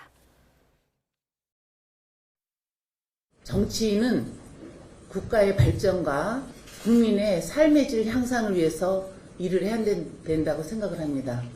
개인의 사리사욕을 위한 도구로 쓰여져서는 안 된다고 생각합니다. 강서구청장 보궐선거 때만 해도 윤석열 정부 심판한다는 저는 그때 지도부가 아니기 때문에 제가 거기에 가서 뭐 유세를 한다든가 거기에 참여하지는 않았습니다. 민주당 그 의원으로서 그 옆에 같이 참석만 했을 뿐이지. 꽃길만 걷다가 그게 꽃길을 걷지 않았습니다. 국민들의 응원과 영등포 주민들께서 저를 지지해줬기 때문에 이 자리에 왔다고 생각을 하고요. 국회 부의장도 저는 추대받지 않았습니다. 다만 이번에 민주당에서 공천 과정에 정말 열심히 일했던 의원들이 하위 10%를 받고 거기에 전략적인 그 친명이라고 하는 그런 후보들을 집어넣는 걸 보고 정치 오래 한 제 경험으로 이거는 부당하다. 네. 기자가 꽃길만 걷다가 이렇게 질문을 하려고 하니까 꽃길만 걷지 않았습니다. 바로 이렇게 답변을 하는 김영주 부의장 얘기도 듣고 오셨는데 오늘 입당식에 한동훈 위원장 넥타이 색깔이 파란색이었고요. 그리고 들어갈 때 보니까 김영주 부의장 손을 잡고 이렇게 들어가는 모습이 굉장히 인상적이었거든요. 자, 김영주 부의장은 빨간색 점퍼를 이렇게 뭐 당 사무실에서 처음 입어봤을 텐데 어떻게 보셨습니까? 오늘은 저도 그래서 지금 말씀하신 것처럼 드레스 코드가 상당히 인상적이었어요. 일종의 그 맞이하는 이제 그 한동훈 위원장은 파란색 넥타이를 매므로써 민주당에서 전향해 오는 김영주 부의장을 배려한 듯한 느낌이 있고 또 빨간색 점퍼에 보시는 것처럼 목련꽃이 수놓아져 있어요. 저 목련꽃이 바로 그 사월이 피면 국민의 삶에 목련꽃이 필 것이라고 늘 얘기하는 한동훈 위원장의 그 굉장한 그 말하자면 메시지 기법 아닙니까? 그런데 그걸 잠바에 수를 놓았더라고요. 그래서 자세히 보시면 빨간 잠바 옆에 이렇게 국민의힘 옆에 그게 놓아져 있습니다. 그래서 저는 상당히 그 한동훈 위원장이 디테일하구나. 그러니까 저렇게 말하자면 본인의 드레스 코드와 상대방의 국민의힘에 입당하는 김영주 의원의 옷에도 저렇게 배려를 해주는 모습이 있구나라는 것 보면서 굉장히 저는 오늘 한동훈 위원장이 많은 준비를 했다는 생각을 받았고요. 저는 그 김영주 의원 말에 일부 동의하는 거는 꽃길만 걸었다고 하는 건 18대 때는 여기 전역 의원이 당선된 곳이에요. 김영주 의원이 가서 3번 내리 당선했을 뿐이죠. 이분이 사선이지만 실제로 열린우리당 시절에 비례로 입당해서 지역구는 3선을 사실 한 거거든요. 그러니까 본인 입장으로 보면 여의도가 빠진 나머지 지역이 영등포 갑 아니겠습니까? 꽃길은 아니었다라고 얘기해. 본인이 노력해서 개척했고 본인이 그렇게 말하자면 지역 주민과 스킨십 통해서 어쨌든 정치 영역을 정치 여정을 함께 왔는데 마치 내가 그냥 무슨 낙하산 되는 지역구에 가서 당선된 것처럼 얘기하니까 그건 아니라고 얘기했던 것 같고 네. 어쨌든 저는 여기에서 오늘 한동훈 위원장의 전략을 읽었습니다. 한동훈 위원장은 이번 총선의 컨셉은 포용 전략입니다. 전향 인사든 그다음에 시민단체 사람이든 과거에 또 운동권을 했든 받아들이면서 외연을 확장하고 중도를 넓혀 나가겠다는 그런 분명한 공천 컨셉을 보인 것 같고 다만 여기에 대해서 민주당 이재명 대표는 배제하는 공천, 배제 전략을 통해서 본인의 당을 좀 확고히 하려는 네. 그런 대척점에 서 있기 때문에 이번 두 공천을 놓고 국민들께서 어떤 평가를 하실지 이것도 주목해볼 포인트라고 네. 생각합니다. 국민의힘이 지금까지 영등포갑을 비워는 이유가 있었겠죠. 아마 거기에 4명 후보가 있었는데요. 제가 알기로 그렇게 뚜렷하게 경쟁력 있게 나타나는 후보는 없었고 다 비슷비슷하게 경쟁하는 후보들이었기 때문에 김영주 의원의 영입도 이렇게 좀 있었던 것이 아닌가 그렇게 생각이 됩니다. 네. 한동훈 위원장이 포용 전략 얘기를 해주셨는데 이제 디테일 부분에서 김영주 의원이 지금까지 발의했던 법안들 이런 거 다 일일이 검토하고 설득에 나섰다. 뭐 이런 보도도 있던데 어떻게 보셨습니까? 뭐 그런 모습 글쎄요. 저는 뭐 잘은 모르겠습니다. 네. 예, 왜냐하면 정치인에게 가장 중요한 거는 그 사람의 정치적 가치 내지는 지향 그런 것이 과거 역사 속에서 얼마나 녹아 있느냐 이런 거잖아요. 그러면 김영주 의원이 그러면 현재의 윤석열 정권이 국민의 삶과 질을 높이는 데 기여하고 있다고 생각할까요? 예? 저는 그렇지 않다고 보거든요. 그러면은 그렇지 않다라고 말해왔고 그렇지 않다고 생각하는 분이 단순히 이재명 당대표의 공천이 부당하다는 이유로 아예 강 건너편까지 건너간다? 그거는 제가 볼 때는 조금 더 큰 명분이 전 있어야 된다고 봐요. 근데 그게 지금 보이지 않는다. 전 그렇기 때문에 김영주 의원의 국민의힘 입당은 정치적인 의미를 크게 두기가 좀 어렵습니다. 이게 정치적 의미가 없는 개인적인 이익, 개인적인 어떤 정치적 생명의 연장을 위해서 갔다. 다시 말해서 생계형 정치인의 모습을 보였다. 저는 이렇게 좀 비판할 수밖에 없는 상황이고요. 왜냐하면 큰 어떤 뜻이 있는데 이것을 뭐 하기 위해서 그동안 내가 역사적으로 이런 행보를 보여왔는데 여기에 연장선상에서 이런 게 없잖아요. 하나도. 그러면 한동훈 비대위원장이 뭐 개인을 위해서 저렇게 뭐 이런 걸 준비했다 이런 게 뭐 개인에 대한 배려는 될지 모르지만 그것이 또 정치적으로 또 묶을 수 있는 하나의 뭐가 될까? 저는 그거에 대해서는 큰 의미는 비판적입니다. 없다. 자, 이렇게 보셨는데 국민의힘 지금 80% 정도 지역구 공천 마무리한 상황인데 3선 이상 중진이 한 74% 정도 공천을 받았더라고요. 그러다 보니까 조금 안일한 공천 아니냐 이런 지적도 일각에서 나오는데요. 자, 어떻게 평가하십니까? 인정할 건 인정해야죠. 네. 이런 거죠. 그러니까 그동안 우려했던 용핵관 혹은 뭐 대통령 측근 인사들 뭐 이런 분들의 낙하산처럼 인사는 없었어요. 분명한 건 뭐 그래 봐야 한두 분 정도 부산 해운대와 용인 그 정도 간 두 사람 빼고는 전부 또 험지에 나갔어요. 그렇기 때문에 뭐 용핵관 인사 그 많은 사람들이 얘기했잖아요. 뭐 용산 참모들이 대거 올 것이다. 그거는 우려는 불식된 거고 그것은 허언이었다는 건 드러났습니다. 그런데 중요한 거는 지난 총선에도 못 미치는 그런 현역 물갈이 비율 이런 것들이 과연 국민 눈높이에 어떻게 되느냐. 그러니까 저는 혁신과 쇄신도 매우 중요한 카드라고 보는데 근데 한동훈 위원장과 공관이 그런 것 같아요. 그래서 시스템에 제도화를 만들어 놓은 거죠. 이른바 제도이기를 간 건데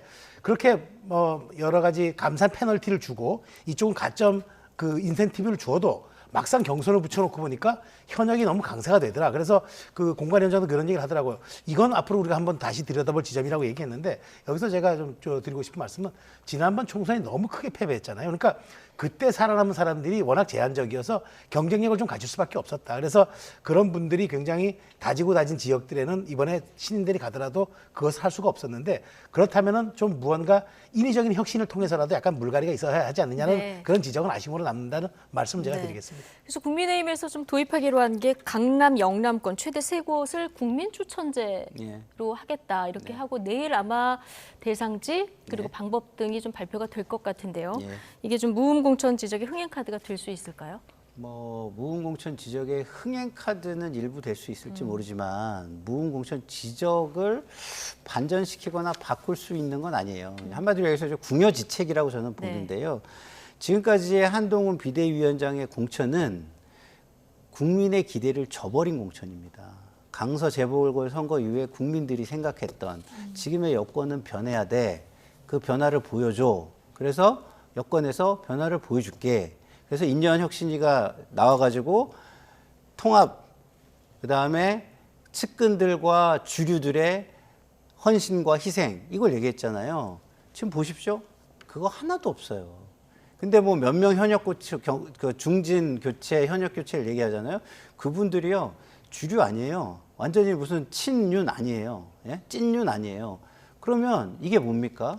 사실상 굉장히 조용하게 진행됐지만 상당히 조용하게 뻔뻔했던 공천, 뻔뻔한 공천이고 뒷구멍으로 챙길 사람 다 챙긴 국민 기대를 저버린 국민 기만 공천이에요. 사실은 정리를 하자면 그렇습니다. 그래서 공천 절체라는 그 저작을 했다면 그 저작의 책 이름을 붙이기가 어려운 이거 무슨 이름을 붙여야 되지? 이런 공천이다. 저는 이렇게 보여집니다. 제가 짧게 한마디만 드리면은 뭐 길게는 안 드리겠습니다. 그러니까 중요한 건 공천 컨셉이라는 게 있어요. 근데 원래 그 정당이 승리하기 위해서 네 가지 나가는 방향이 있습니다. 그래서 첫 번째가 통합의 공천을 한 다음에 그다음에 두 번째 혁신의 깃발을 들고 세 번째 자신들의 약점을 보완한 다음에 중원으로 진출한다요. 그런 측면에서 한동훈 위원장은 이 컨셉을 따른 거예요. 다만 여기에서 두 번째 혁신의 깃발이 뭐냐라고 하는 지점에 대해서는 그건 나중에 보완을 해야 되겠지만 지금 큰 틀에서 보면은 그런 식으로 해서 약점을 보완해서 좀 말하자면 여러 가지 그 인연적 스펙트럼도 좀 다양하게 한 다음에 중원으로 가겠다 이 전략이기 때문에 그걸 가지고 뭐 기만 공천이라 하기는 좀 그렇고 다만 중요한 거는 그렇게 해서 이기는 공천을 해서 가겠다는 그런 그 공천 컨셉의 개념으로 봐야죠. 근데 조금 그럼 반론을 드리면 통합의 공천? 그게 유승민 의원을 뭐 끌어안았습니까? 아니면 반대 목소리를 내는 내부에 반발하는 사람을 끌어안았습니까? 어떻게 통합을 반대편에서 데려오는 거를 통합이라고 합니까? 그거는 말씀하신 중원으로 나가는 거 이 표현은 맞을지 모르지만 제가 볼 때는 통합과 혁신 이 두 가지에서는 전혀 제가 동의하기가 힘든 부분이다 이런 생각을 합니다. 네. 공천 관련해서 양당 대표가 서로 구정물 공천이다, 뭐 고인물 공천이다 비판을 하는 오늘 이 비판 시도 굉장히 최고조로 끌어올리던데요. 남은 공천 과정이 어떻게 지켜질지 좀 지켜보도록 하고요. 22대 총선 세보니까 딱 37일 남았습니다. 민심을 잡기 위한 각 당 수장들의 지원 사격도 본격화되고 있죠. 영상으로 보고 오시겠습니다.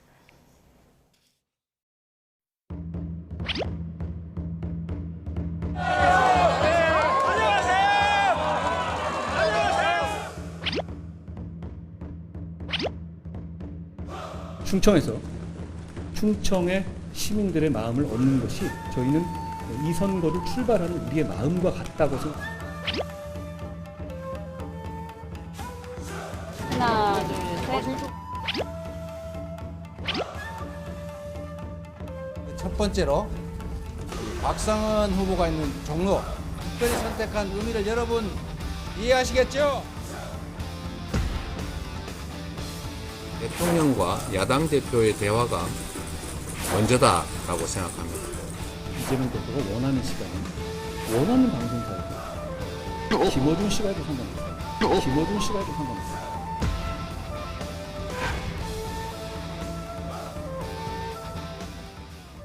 네, 자. 각 당 대표들의 본격적인 지원 사격도 지금 시작된 모습인데요. 한동훈 위원장 앞서 보신 것처럼 총선 격전지 순회 출발점으로 천안을 선택했습니다. 천안 의미 어떻게 봐야 될까요? 그러니까 그 정당 지도자의 동선은 전략입니다. 발끝에 다 메시지가 담겨 있고 전략이 담겨 있는 건데 충청도가 스윙 스테이트잖아요. 항상 보면은 대선이든 총선이든 충청을 석권하지 않고는 이긴 정당이 없었습니다. 우리 천안은 지난 총선에서 세 번 다 졌어요. 다 졌습니다. 그렇기 때문에 국민의힘 입장에서 탈환해야 되는데 한동훈 장관은 지금 이렇게 공천 이전 복격하기 직전에는 주로 수도권 벨트를 다녔습니다. 수원 벨트, 기억하시겠지만 그다음에 한강 벨트 그리고 이제 마지막 계양까지 갔다가 지금 수도권을 어느 정도 한 다음에 지금 바로 그 D-30 얼마 남으니까 바로 이제 충청을 간 건데 과거 법무장관 시절에도 하도 많이 다녀서 한 대동여지도를 빗대서 동훈여지도라는 그때 신조어까지 있었던 걸 기억하실 겁니다. 그런데 지금 이렇게 충청을 첫 상대로 한 것은 약점부터 보완한 다음에 그 다음에 우리가 강세 지역인 곳으로 가겠다는 그 순회 전략인 것 같아요. 그래서 그런 측면에서 놓고 보면 중원에 공을 들이고 또 중도, 그러니까 스윙 스테이트인 충청에 저렇게 첫 시발점을 가는 거는 내일 청주를 간다 그러더라고요. 그렇기 때문에 저는 저게 함의하는 게 굉장히 있다고 봐요. 그러니까 반드시 실질을 회복하고 그다음에 우리가 진 데서부터 찾아오는 전략을 통해서 우리가 과반을 하든가 일당을 하겠다. 그 뚜렷한 전략이 한동훈 위원장의 머릿속에 있는 것 같아요. 예, 발끝에 전략이 있다라고 말씀해 주셨는데 네. 이재명 대표는 첫 지원 유세지로 종로를 선택했거든요. 이 전략은 그러니까 이제 뭘까요? 뭐 그런 거죠. 당내 공천이 한동훈 비대위원장은 그렇게 본인이 막 중앙에 있으면서 이렇게 보듬어야 되는 정도는 아니고 이재명 당대표는 좀 보듬어야 되는 상황이다. 그런 측면에서 지금 비명계의 뿌리인 친노, 그러니까 노무현 대통령의 사위, 네. 뭐 친노의 어떤 뿌리, 뭐 이렇게까지 이제 치켜 세우면서 이렇게 그 지역을 간 거죠. 그러니까 지지층을 조금 다독이는 그런 행보를 한 것이고요. 한동훈 비대위원장은 조금 여유가 있어서 이제 중도층을 공략하러 간 것인데 문제는 이겁니다. 중도층을 공략하려면 중도층에는 제가 계속 말씀드리지만 민생이 중요해요. 삶 자체가 굉장히 중요합니다. 그러면 현 정권이 지금 국민의 삶과 관련해서 얼마나 열심히 했으며 그리고 국민들의 의견을 얼마나 열심히 들어줬는가 이런 부분에 대한 반성이 있어야 되거든요.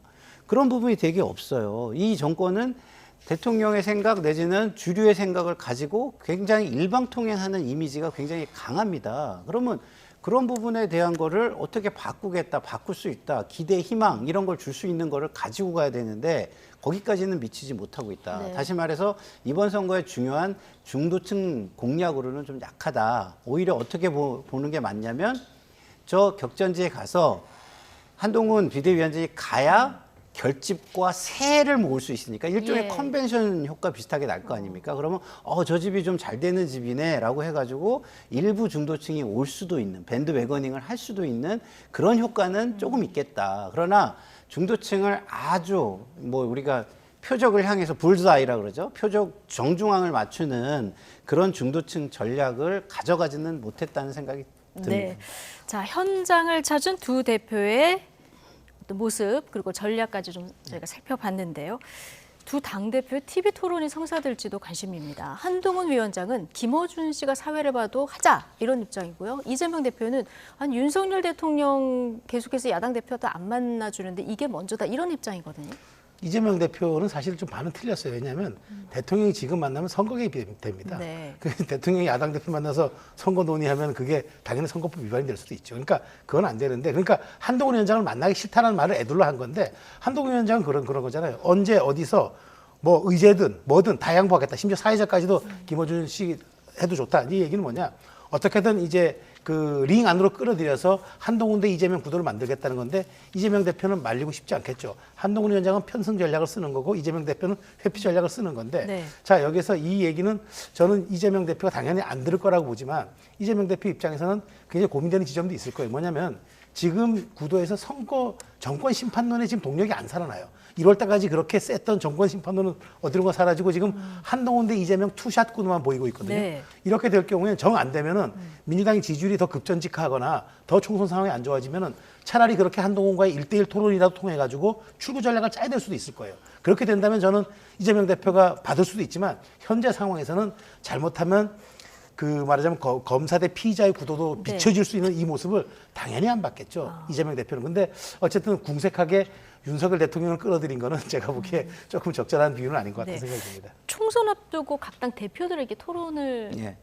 한 적이 과거에 좀 많았습니까?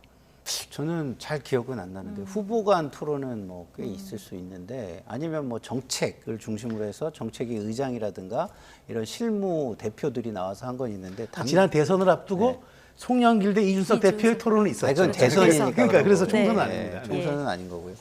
그래서 지금 이거는 이런 겁니다. 기본적으로 총선은 구도가 제일 중요하다고 우리가 계속 얘기하잖아요. 평론가들이. 네. 구도 전환 싸움이에요. 그러니까 지금 잘 말씀해 주셨듯이 이재명 당대표는 총선에서 이 정부를 잘 했는지를 평가하고 심판해야 된다. 이 심판론 구도를 계속 가고 싶은 거고요.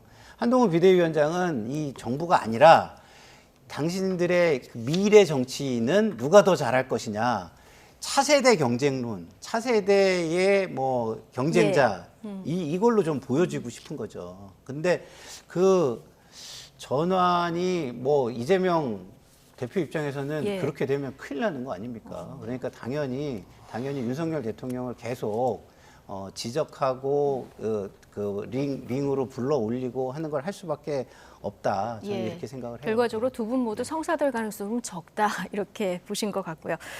자, 제3지대 얘기도 좀 해볼게요. 자, 지도부들의 출마지가 속속 정해지고 있죠. 이준석 개혁신당 대표는 경기 화성에, 그리고 이낙연 새로운미래 대표는 광주에서 출마 선언을 했는데요. 출마의 변 듣고 오시겠습니다.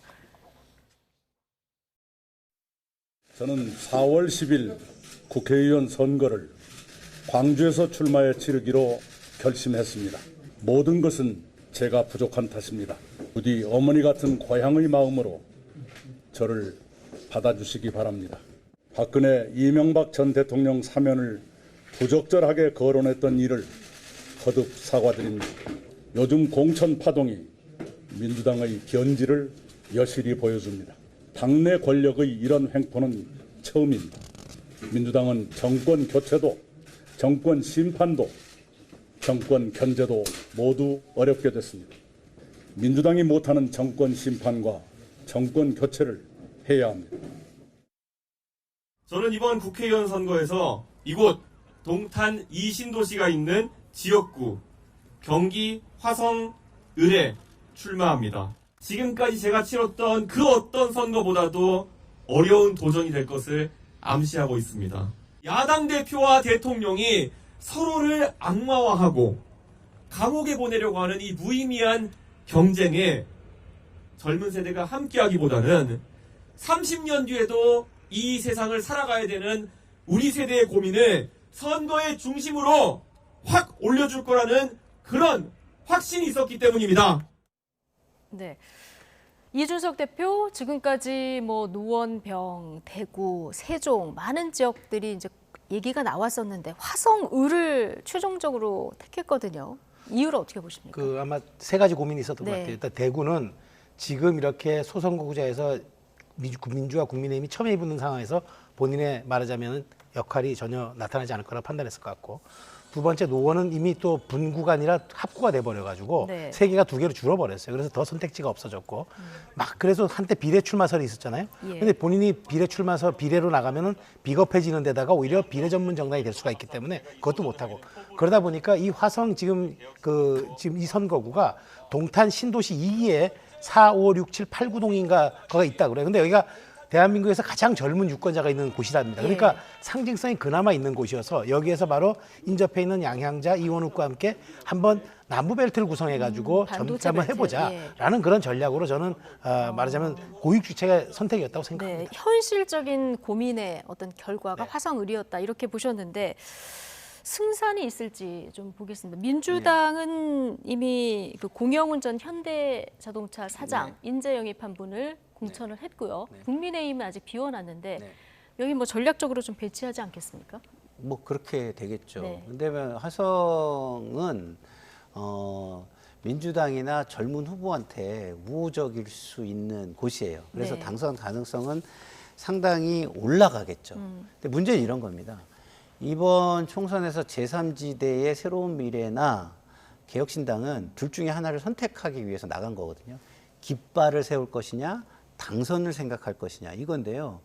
이낙연 대표는 오히려 깃발을 세우겠다, 당선과 상관없이. 그래서 광주를 가는 걸 되게 머뭇머뭇했어요. 왜냐하면 새가 안 모이고 있었기 때문에. 근데 새가 안 모이는데 가서 죽으면 그게 뭐냐 이런 상황에서 용기를 내기가 어려웠거든요. 근데 가서 죽겠다고 한 거잖아요. 그러면 광주에 가서 진짜 민주당에 누가 민주당을 계승하는 진짜 민주당이냐를 한판 승부를 벌이겠다. 그렇게 깃발을 세우겠다. 이렇게 간 것이고, 이준석 대표는 진정한 보수의 한판 승부를 대구에 가서 하겠다고 본인이 얘기를 했었는데 그 깃발을 세우는 것보다는 당선 쪽으로 좀 많이 흐른 것이다. 다시 말해서 용기라고 할까, 기백이라고 할까 이런 부분이 오히려 좀 감소하고 쪼그라든 모습으로 보인다 이런 말씀을 드릴 수 있고요. 그러나 개인 이준석 정치인의 당선의 가능성은 조금 더 높아졌다 이렇게 평가할 수 있겠습니다. 예. 자, 이낙연 대표는 광주 출마를 선언했고 지역구는 아직 정하지 않았는데 이제 양향자 의원이 빠진 광주, 서울이 유력하다 이런 보도가 나오고 있습니다. 앞서 말씀하신 대로 이제 호남에서의 지지율이라던가 아니면 여기서의 어떤 영향력을 얼마나 끌어올릴지 이게 관건이 될 텐데, 자, 조국혁신당 어제 창당을 했는데요. 바람이 심상치 않습니다. 여기까지 듣겠습니다. 최수영, 김상일 정치평론가 두 분이었습니다. 고맙습니다. 감사합니다.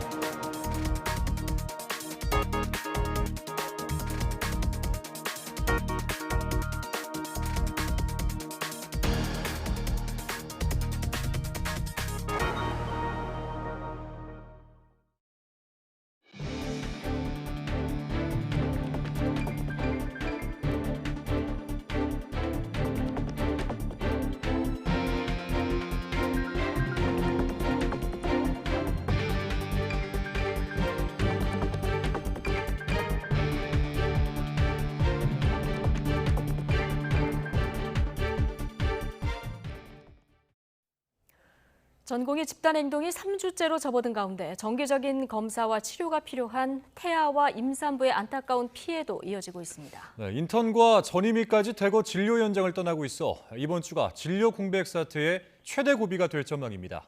윤태인 기자의 보도입니다. 아이를 갖고 싶어 시험관을 시도하던 신상윤 씨에게 지난해 9월 소중한 쌍둥이가 찾아왔습니다. 조만간 직접 만날 수 있는 날을 손꼽아 기다리던 신 씨 부부는 안타까운 소식을 접해야 했습니다. 태아 가운데 한 명에게 이상 징후가 보인다는 소견이었습니다.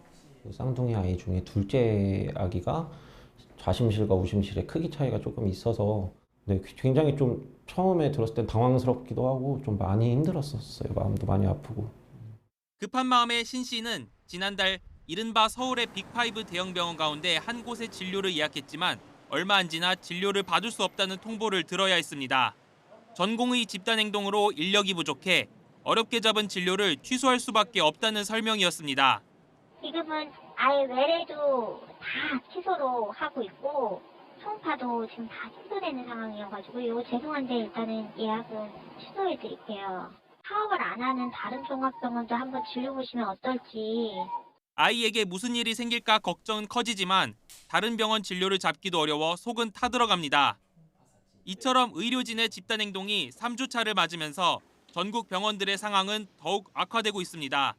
이달부터 들어오기로 했던 인턴 대부분이 계약을 포기했고 일부 병원에선 전임의 이탈이 현실화하면서 환자들의 피해는 갈수록 커지고 있습니다. 빨리 나와서 원인을 찾아야 제대로 치료를 할 건데 환자는 머리 안 좋고 결과는 안 나오고 굉장히 답답하죠. 정부도 응급 환자 위주로 비상 대응 수위를 높이고 있습니다.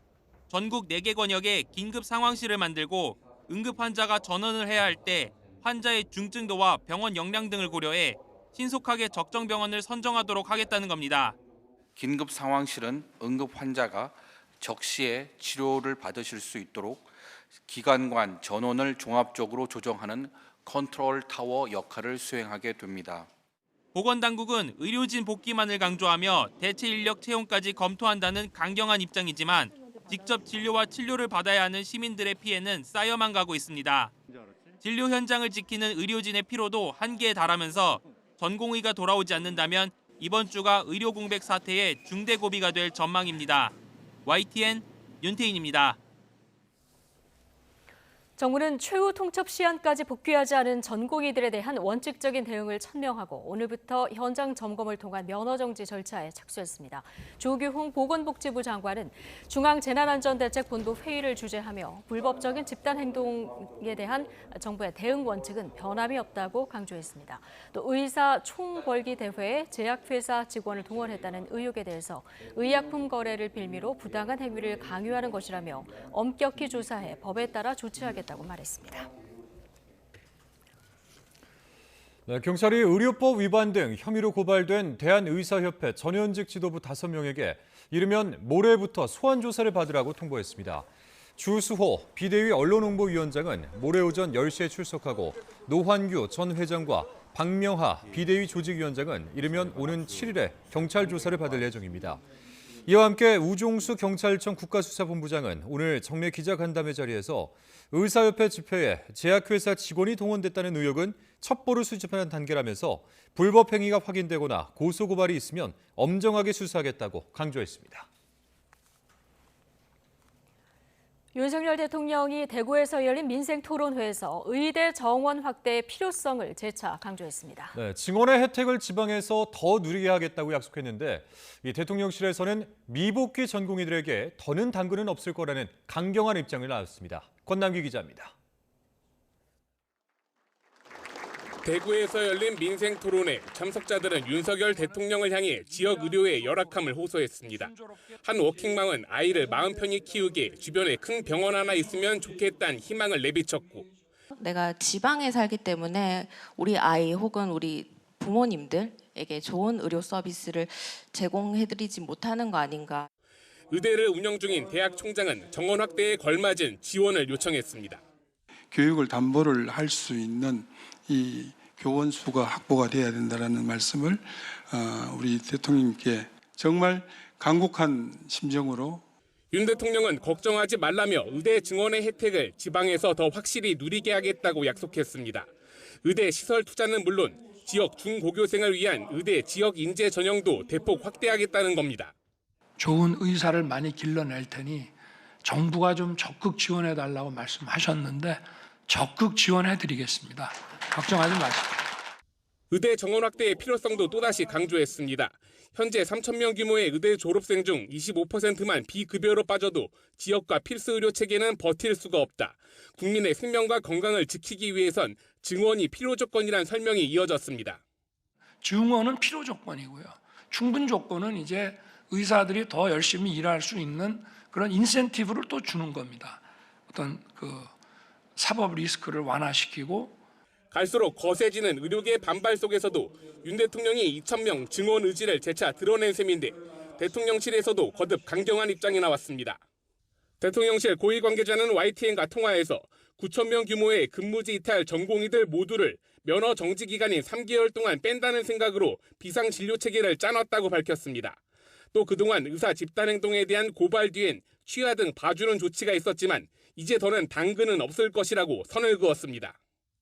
윤 대통령은 조만간 중대본회의를 직접 주재하고 비상진료 체계를 점검하는 동시에 의료계 집단행동에 대한 정부의 단호한 대응 의지를 또다시 강조할 것으로 전해졌습니다. YTN 권남기입니다. 의료계 집단행동 이후 응급실을 개방한 군 병원에서 현재까지 민간인 125명이 진료를 받았습니다. 이 가운데는 사고로 양쪽 발목을 잃을 위기에 있던 50대 남성이 수술을 받고 회복한 사례도 있었습니다. 최민기 기자가 보도합니다. 낙상사고로 고관절 골절상을 입은 80대 남성은 지난달 20일 국군 수도병원에서 수술을 받았습니다. 의료계 집단행동 시기에 맞물려 치료를 받지 못할 뻔하기도 했지만 이젠 상태가 호전돼 일반 병실로 옮겨집니다.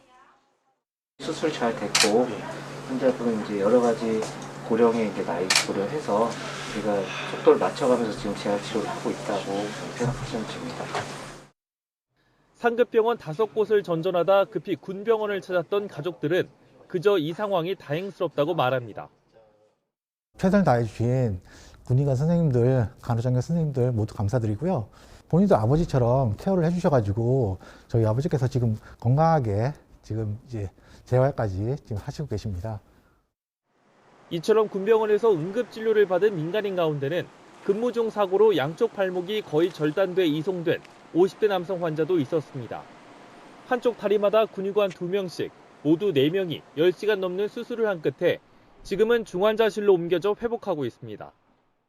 다치고 나서 다른 상급 종합병원에 의뢰가 됐는데 거기서 이제 치료가 좀 어려운 상태여서 저희한테 의뢰가 왔었고 현재 치료 중이지만은 좋은 결과를 기대하고 있어서.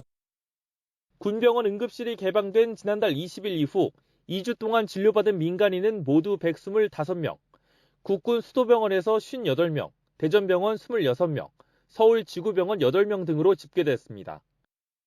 외래 진료를 좀 확대하거나 군 군의관 병력 파견하는 그런 부분에 대해서 관련 부처와 협의를 지금 진행하고 있습니다.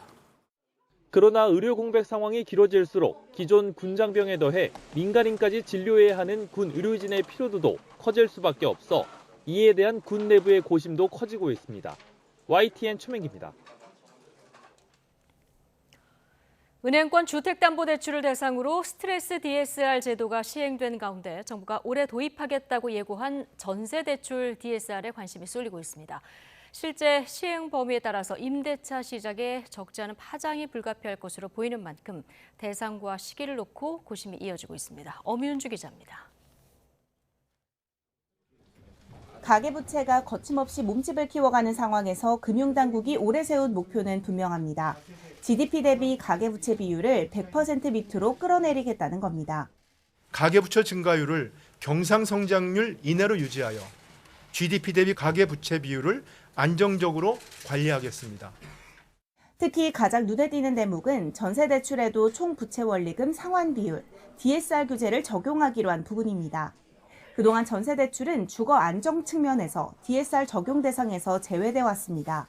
하지만 전체 가계부채 가운데 전세대출 규모만 200조 원에 달할 만큼 규모는 점점 커지는 추세입니다. DSR이 적용이 안 되고 있기 때문에 최근에 이제 저희가 전세대출 우리 가계부채가 올라가는 주요한 요인이 되었다. 전세대출에도 점차적으로 DSR을 적용하는 게 원칙적으로 맞다. 다만 내부적으로는 고민이 많습니다.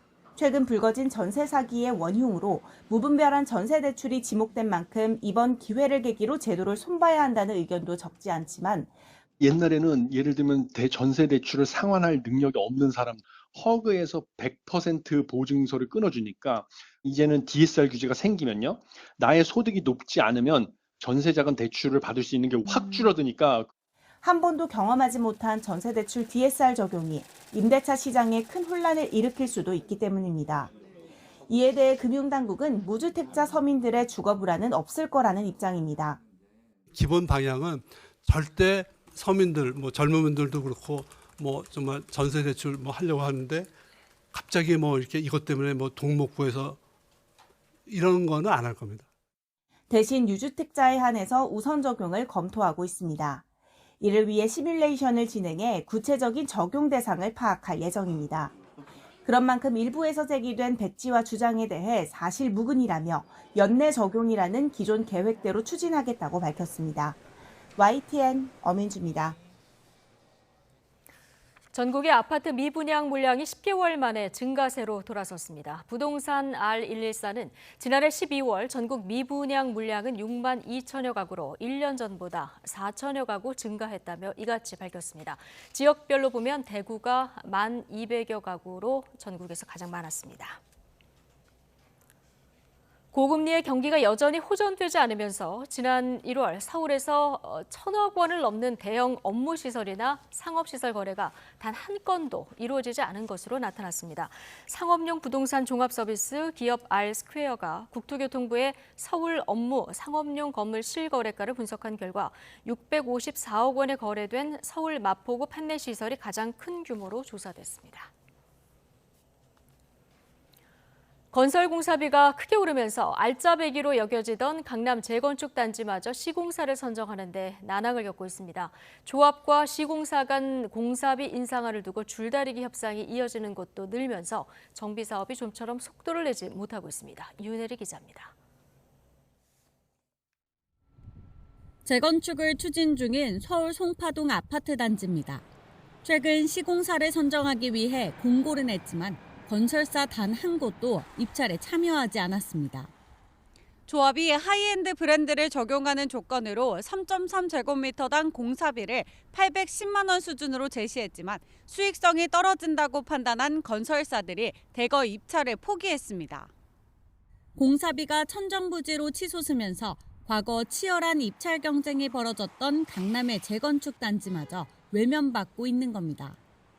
최근 3에서 4년간 대내외적인 여건으로 인건비, 원자재 가격 등이 상승해서 공사비도 증가한 상황입니다. 조합에서 제시하는 공사금액 대비 시공원가가 높아 사업성 확보가 어려운 상황이 빈번하게 발생하고 있습니다. 시공사가 공사비 인상을 요구하면서 조합과 줄다리기 협상을 이어가는 곳도 늘고 있습니다. 조합의 추가 분담금 부담이 커지자 시공사와 계약을 해지하면서 재건축 추진이 중단된 곳도 나왔습니다. 정부는 안전진단 면제로 정비사업에 속도를 내겠다는 계획이지만 사업성이 뒷받침되지 않으면 이처럼 실효성은 떨어질 수밖에 없습니다. 종전에는 정비사업의 관건이 인허가였지만 지금은 공사비, 즉 추가 분담금을 감당하는 조합원들의 자금 여력이 더욱 중요한 관건입니다. 이 때문에 단시간에 정비사업이 확대되기는 쉽지 않습니다. 과거 집값 상승기에는 재건축 아파트의 투자 수요가 몰렸지만 최근에는 공사비와 추가 분담금이 발목을 잡고 있는 현실입니다. YTN 윤혜리입니다. 국민의힘 한동훈 비상대책위원장은 4년 전 총선에서 더불어민주당의 3개 지역구를 모두 내준 충남 천안을 찾아 지지를 호소했습니다. 한 위원장은 오늘 천안 지역 예비 후보들과 함께 전통시장 상인들을 만나 충남은 치우치지 않은 냉정한 민심을 보여주는 곳이라며 잘할 땐 잘한다고 못할 땐 가차없이 비판하는 지역의 민심을 얻고 싶다고 말했습니다. 더불어민주당 이재명 대표는 첫 총선 격전지 방문 행보로 서울 종로를 찾아 고 노무현 전 대통령의 사위인 곽상원 변호사를 지원에 나섰습니다. 이 대표는 곽 변호사와 함께 창신시장을 찾아 상인들을 만난 뒤 기자들에게 윤석열 정부의 경제정책 실패를 지적하면서 정권의 무능, 무책임, 무대책에 대해서 주인인 국민이 회초리를 들어 혼내야 할 때라고 주장했습니다. 국민의힘은 더불어민주당이 지난 대선 당시 이재명 대표 부인 김혜경 씨를 보조하는 배우자실 부실장을 맡았던 권향엽 전 청와대 균형인사비서관을 전남 순천 광양 곡성 구례을 후보로 단수 공천하는 것을 두고 강하게 비난했습니다. 한동훈 비상대책위원장은 오늘 충남 천안 백석대에서 기자들과 만나 이 대표 공천을 보면 매번 입이 쫙 벌어지지 않느냐고 지적했습니다. 이 어차피 다 들켰으니까 사천의 끝판왕을 보여주겠다고 작정한 것 같다고 질타했습니다. 지역구 공천이 막바지로 접어들자 여야는 비례대표 후보를 가려내는데 속도를 내고 있습니다. 하지만 4년 전 총선처럼 준연동형제가 유지되면서 꼼수 위성정당 논란이 반복되고 있습니다. 임성재 기자입니다. 국민의힘의 비례위성정당인 국민의 미래가 오늘부터 나흘 동안 후보자 접수에 돌입했습니다. 지역구 공천에서 현역 강세 논란이 불거진 만큼 정치 신인 발굴에 초점을 맞출 것으로 보입니다. 몇몇 지역에서의 국민 추천제라든가 공모제 같은 것을 생각하는 것도 그리고 비례에서도 그런 방향이 필요하다고 우리가 내부적으로 공감하는 것도 그런 취지라고 이해해 주시면 될 것 같습니다. 민주당 역시 당내 전략공천관리위를 중심으로 비례대표 추천 논의에 착수했습니다. 다음 주쯤 범야권 비례위성정당 더불어민주연합에 추천할 후보자 윤곽이 드러날 전망입니다. 3월 7일에서 3월 8일 1차 서류 심사가 있을 예정이고 3월 9일에서 3월 10일 2차 면접 심사가 있을 예정입니다. 그리고 3월 11일 날 최고위원회에 보고를 하고 다만 4년 전 꼼수 위성정당이 반복됐다는 지적은 여전합니다. 원내의 다양한 목소리를 반영하겠다는 애초 취지가 또 무색해질 것으로 보이기 때문입니다. 실제로 여당은 당직자를 국민의 미래 대표로 내세운 데 이어 공관위도 모당의 공관위원 3명으로 모두 채웠습니다.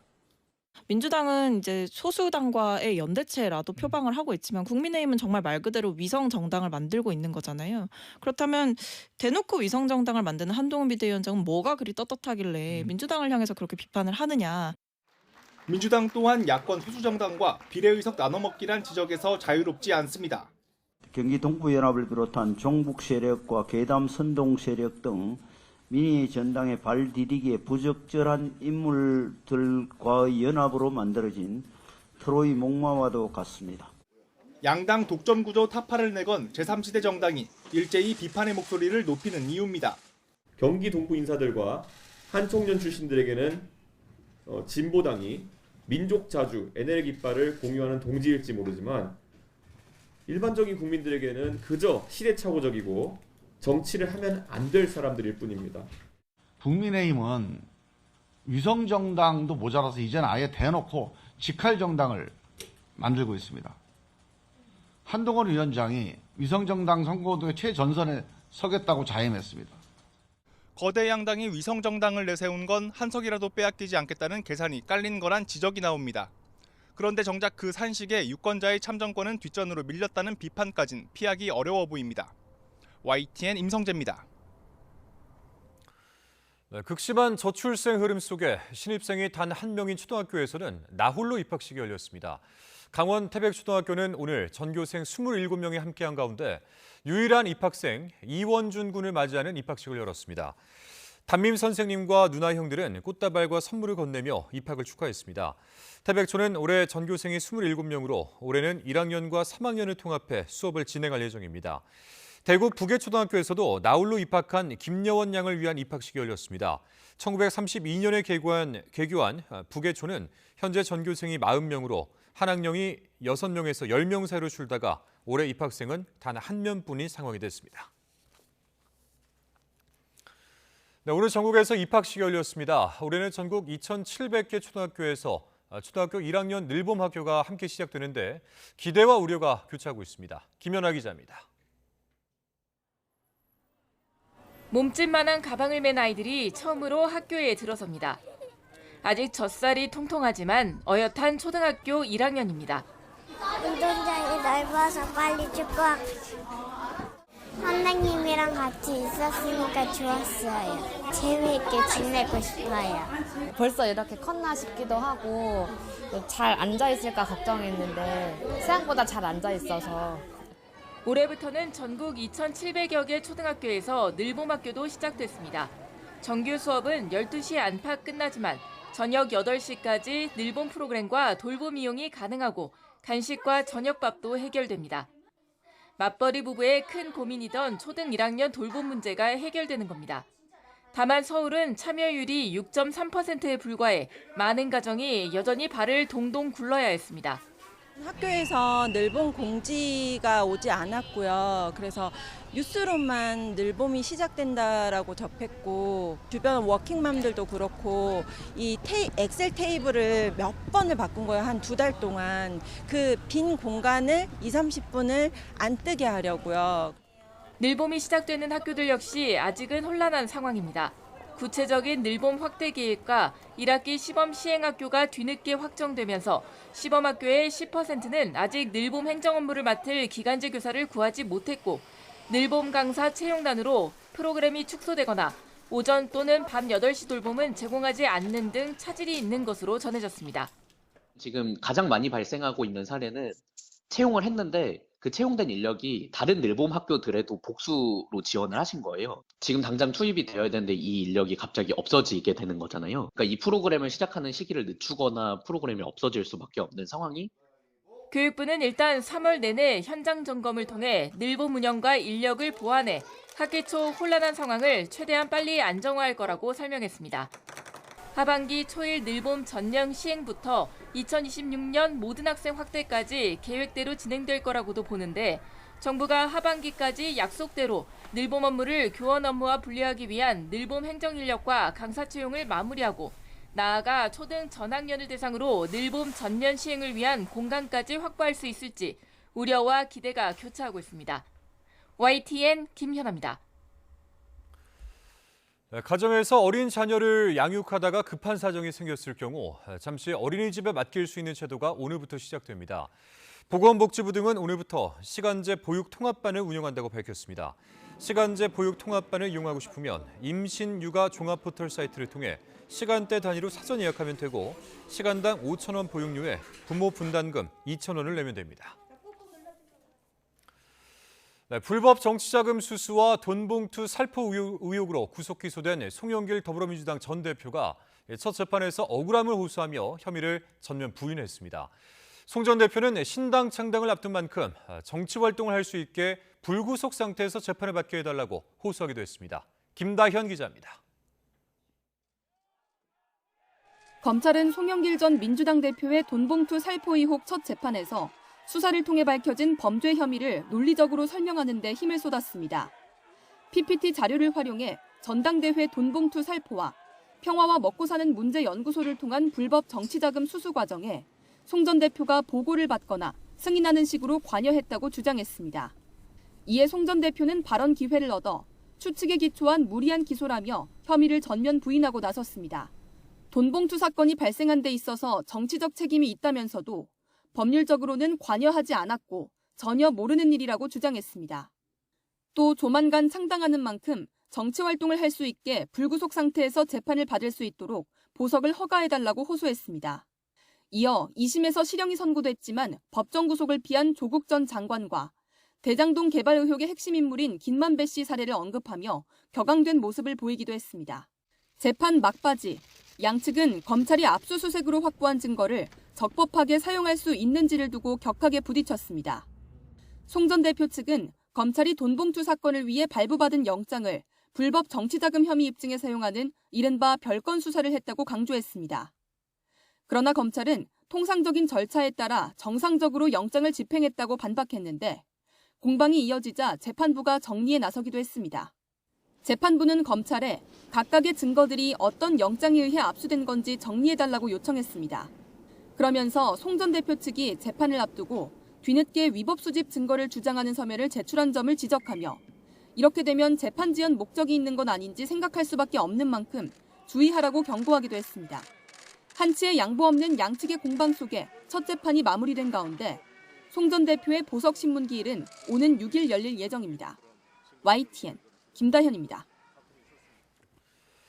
윤석열 검찰총장 찍어내기 감찰 의혹에 부당하게 관여했다는 의혹을 받는 박은정 광주지검 부장검사에게 해임 징계가 내려졌습니다. 검사 징계법상 해임 처분을 받으면 3년 동안 변호사로 활동할 수 없습니다. 이에 대해서 박 부장검사는 자신의 SNS에 보복 징계는 결국 법원에서 취소될 거라면서 징계 과정에 참여한 징계위원들에 대해서도 반드시 책임을 묻도록 하겠다면서 행정소송을 예고했습니다. 앞서 윤석열 사단을 전두환 하나회와 비견된다고 언급해 검찰 명예훼손을 이유로 해임된 이성윤 전 고검장도 정치적 해임이라며 반발했습니다. 이 전 고검장은 전북 특별자치도 의회에서 기자회견을 열고 차라리 파면해달라고 주장하며 법무부의 부당한 결정을 법정에서 다투겠다고 법정 공방을 예고했습니다. 파리바게트 제빵기사에게 민주노총 탈퇴를 강요한 혐의를 받는 SPC 황재복 대표이사가 구속됐습니다. 서울중앙지방법원은 황 대표가 증거를 인멸할 우려가 있다며 영장 발부 이유를 서명했습니다. 앞서 오늘 오전 구속 전 피의자 신문을 위해 법원에 출석한 황 대표는 혐의를 인정하는지 등을 묻는 취재진 질문에 아무 대답도 하지 않았습니다. 황 대표는 또 배임 혐의를 받는 허영인 SPC 회장 수사 정보를 빼내기 위해 검찰 수사관에게 향응을 제공하고 수사 정보를 넘겨받은 혐의도 받습니다.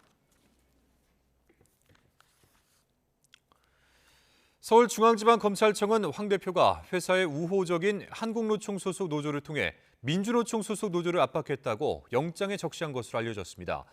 검찰은 특히 재작년 5월 SBC의 노조 파괴 의혹을 다룬 시사 프로그램이 방송된 뒤 사측 입장이 담긴 성명서 초안을 한국노총 소속 노조위원장에게 전달한 것으로 보고 있습니다.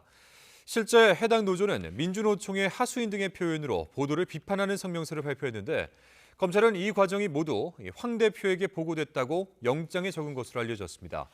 검찰이 황 대표 신병 확보에 성공하면서 윗선인 허 회장을 향한 수사에도 속도가 붙을 전망입니다.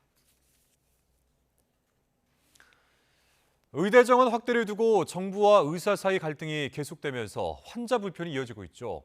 자, 이런 상황에 어린아이가 갑자기 아프면 더욱 애가 탈 텐데요. 그동안 전국 광역시 가운데 유일하게 야간 어린이 병원이 없던 울산에 달빛 어린이 병원이 본격 운영에 들어갔다고 합니다. 오태인 기자입니다. 소아청소년과 입원실, 의사가 입원한 어린아이 등의 청진기를 대고 상태를 살핍니다. 혹시 아픈 곳은 없는지, 불편한 곳은 없는지 살뜰하게 챙깁니다. 전국 광역시 가운데 유일하게 평일 야간이나 주말에 문을 여는 소아청소년과가 없었던 울산. 다행히 병원 한 곳이 나서 상시 의료 체계로 바꾸고 본격적인 운영에 들어갔습니다. 소아청소년과 전문의 두 분이 교대로 평일 아침 9시부터 저녁 9시까지 토요일, 일요일, 공휴일 아침 9시부터 오후 6시까지 현재 진료하고 있습니다. 의대 정원을 놓고 정부와 의료계 갈등으로 응급실 등 진료를 받기가 힘든 상황. 밤사이 아픈 아이를 데리고 갈팡질팡 헤매던 부모는 달빛 어린이 병원이 어느 때보다 반갑습니다. 주변에 이제 갈 소아과가 없어가지고 이제 찾다가 보니까 이제 달빛병원, 햇살 아동병원이 있어가지고 여기 와서 다행히 치료를 받게 돼서 지금 안정을 많이 찾았거든요. 병원 진료를 받고 약을 받는데 불편함이 없도록 바로 옆 약국을 협력 약국으로 지정해 연중무휴 운영합니다. 울산시는 달빛 어린이 병원이 도입된 지 10년 만에 지역에서는 처음 운영되는 만큼 추가 지정에 힘을 쏟을 계획입니다. 울주군 1호 병원으로 시작해서 5개국은 모두 달빛 어린이 병원을 설치 운영토록 하겠습니다. 울산의 미래인 우리 어린이들이 건강하게 자랄 수 있도록 노력하겠습니다. 의료 공백, 특히 의사들의 소아청소년과 기피로 아픈 아이를 데리고 줄을 서는 이른바 소아과 오픈런 사태가 벌어지는 상황. 울산 제1호 달빛 어린이 병원이 지역에 열악한 소아청소년 의료 문제를 해결하는 디딤돌 역할을 할 수 있을지 주목됩니다. YTN 오태인입니다. 천연기념물이자 멸종위기 야생생물 1급인 고니 2마리가 울산에서는 처음으로 울주군 온양읍 들녘에서 발견됐습니다. 울산시는 고니가 지난달 7일에 처음으로 발견됐고 계속 관찰한 결과 북쪽으로 가기 전 체력을 키우기 위해 먹이가 풍부한 울산 온양 들녘을 찾은 것으로 보인다고 설명했습니다. 트럼프 전 미국 대통령이 주말 사이 치러진 공화당 경선에서 모두 앞섰습니다. 바이든 대통령을 앞서는 것으로 나타난 여론조사도 잇따랐는데요. 사퇴 압박이 커진 헤일리 전 유엔 대사는 트럼프를 지지하지 않을 수도 있음을 시사했습니다. 보도에 이종수 기자입니다. 트럼프 전 대통령이 현지 시간 2일 미주리주와 아이다호주에서 열린 공화당 경선에서 각각 100%와 85%의 득표율로 압승을 거뒀습니다. 미시간주 경선에서도 득표율 98%를 기록하며 승리했습니다. 지금까지 치러진 경선에서 전승하면서 현지 시간 5일 캘리포니아와 버지니아 등 15개 주에서 동시에 진행되는 슈퍼 화요일 경선에서도 압승이 예상되고 있습니다. You know, they have like this standard line, Donald Trump is a threat to democracy. Some advertising agency wrote that down. I'm not a threat. I'm the one that's ending the threat to democracy. 여론조사에서도 트럼프 전 대통령이 바이든 대통령을 오차 범위 이내에서 앞서는 것으로 나타났습니다. 월스트리트 저널 조사에서 트럼프 47%, 바이든 45%였고 CBS 방송 조사에선 52%대 48%로 트럼프가 앞섰습니다. 이러면서 트럼프 전 대통령과 경쟁하고 있는 니키 헤일리 전 유엔 대사가 이번 주 슈퍼 화요일이 지나면 버티기 힘들 것이란 전망 속에 사퇴 압박이 커지고 있습니다. The media has been like all over themselves trying to figure out why I'm not getting out of this race. Well, first of all, when 70% of Americans say they don't want Donald Trump or Joe Biden, yes, I'm going to keep on fighting. 헤일리 전 대사는 현지 시간 3일 MBC 방송과의 인터뷰에서 트럼프 지지 선언을 안 하느냐는 질문에 답변을 회피하면서 트럼프에 대해 심각한 우려가 있다고 말해 지지하지 않을 수도 있음을 시사했습니다. YTN 이종수입니다. 대선 패배를 뒤집으려고 지지자들의 의회 폭동을 부추긴 의혹을 받는 도널드 트럼프 전 미국 대통령에 대한 연방 대법원의 판결이 이르면 현지 시간 4일에 나올 전망입니다. AP와 블룸버그 통신 등에 따르면 연방 대법원은 이른바 슈퍼 화요일 전날인 오는 4일 최소 한 건의 사건을 선고할 예정이라고 홈페이지에 공지했습니다. 미국 언론은 연방 대법원이 선고일을 공지한 게 이례적이라는 점에서 트럼프의 출마 자격을 박탈한 콜로라도주 대법원 판결에 대한 판단을 발표할 가능성이 있다고 전망했습니다. 일본의 대표 증시인 니케이 지수가 사상 처음으로 4만대를 돌파했습니다. 반도체 종목이 주가 상승을 견인한 가운데 일본 기업의 호실적과 디플레이션 탈출에 대한 기대감도 작용했다는 분석이 나오고 있습니다. 도쿄에서 김세호 특파원입니다. 장이 열린 직후 4만 대를 훌쩍 넘어간 니케이 지수. 오전 한때 4만 300대까지 찍었다가 4만 109로 장을 마쳤습니다. 니케이 지수가 장중 그리고 종가 기준 모두 4만 선을 돌파한 것은 사상 처음입니다. 미국 나스닥 지수가 사상 최고치를 기록한 것이 주요 동력으로 작용한 것으로 분석됩니다. 무엇보다 미국 AI, 반도체 업종의 상승세가 영향을 미쳐 일본 반도체 업체가 주가 상승을 주도했다는 겁니다. 또 도쿄 증시 프라임 시장에 상장된 기업의 순이익이 3년 연속 최고치를 넘을 것으로 보이는 데다 노사 간 큰 폭의 임금 인상 합의로 물가, 임금의 동반 상승에 대한 전망도 배경으로 꼽힙니다. こうした日本経済の変革に向けた取り組みに対しまして、マーケット関係者を含めてポジティブな評価があるということは大変心強く思っております。 이런 가운데 일본 정부는 최근 물가 상승세를 감안해 디플레이션 탈출 선언도 검토할 것으로 알려졌습니다. 일본 은행 총재의 발언도 일본 정부의 이러한 움직임에 힘을 싣는 모양새입니다. と去年までと同じような、右上がりの動きが続くというふうに一応予想しております。そういう意味でデフレではなくインフレの状態にあるというふうに考えております。 다만 기시다 정부가 디플레이션 탈출 선언을 검토하는 것은 경제 성과로 지지율 상승을 이끌려는 의도가 있다는 해석도 나옵니다. 일본 증시가 상승세에서 조정을 겪을 것이라는 관측도 나오는 가운데 전문가들은 증시의 장기적 투자를 위한 기업의 충분한 실적이 관건이라고 진단했습니다. 도쿄에서 YTN 김세호입니다. 중국의 연례 정치 행사로 시진핑 집권 3기 2년차의 문을 여는 양회막이 올랐습니다. 1인 독주 체제가 굳어지는 가운데 국정 2인자인 총리의 폐막 기자회견이 올해부터는 중단됐습니다. 베이징에서 강정규 특파원입니다. 국정자문기구인 중국 인민정치협상회의 개막과 함께 시진핑 집권 3기 2년차 양회가 시작됐습니다. 정기국회격인 전국인민대표대회까지 두 가지 회의를 통틀어 일주일 동안 진행됩니다. 让我们更加紧密地团结在以习近平同志为核心的中共中央周围. 그런데 양회의 하이라이트 가운데 하나인 총리의 폐막 기자회견이 올해부터 중단됩니다. 如无特殊情况，本届全国人大后几年已不再举行总理记者会。 1993년 주룽지 총리 이후 30여 년 동안 정례화됐던 절차입니다. 지난 2022년엔 당시 리커창 총리의 소신 발언으로 시 주석과 불화의 씨앗이 되기도 했습니다. 有6亿人每个月的收入也就是1000元，1000元在一个中等城市可能租房都困难。 대신 양회 기간 미디어 센터에서 장관급인 각 부장들의 질의응답 기회를 늘리기로 했습니다.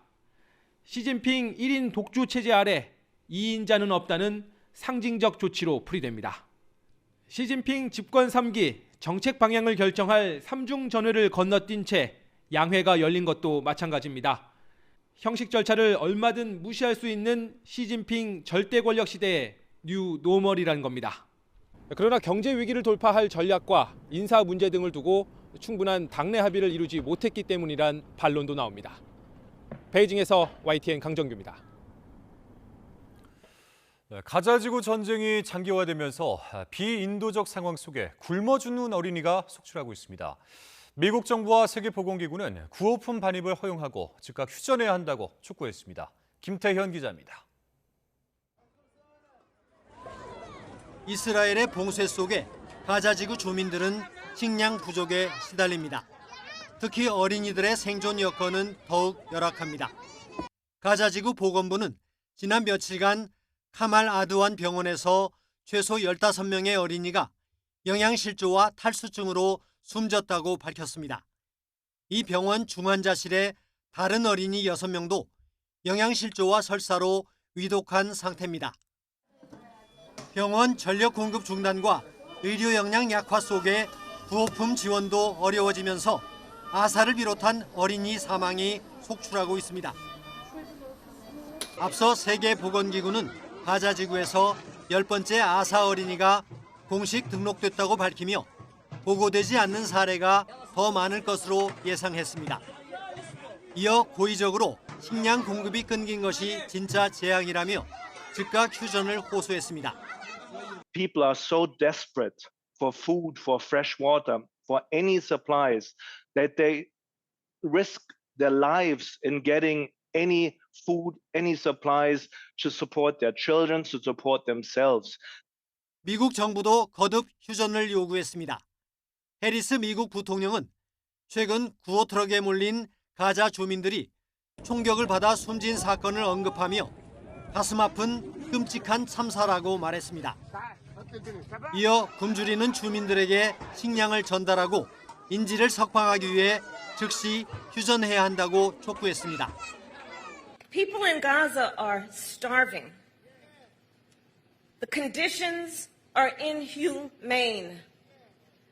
And our common humanity compels us to act.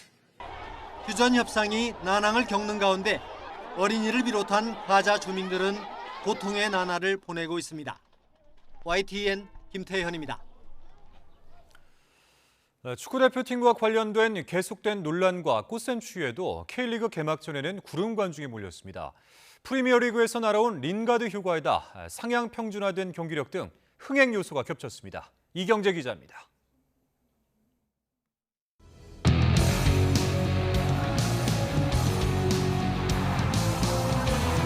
3일절 동해안 더비를 펼쳐진 공식 개막전부터 팬들의 발길이 축구장으로 향했습니다. 울산엔 역대 자체 개막전 최다인 28,600여 명의 팬들이 몰렸습니다.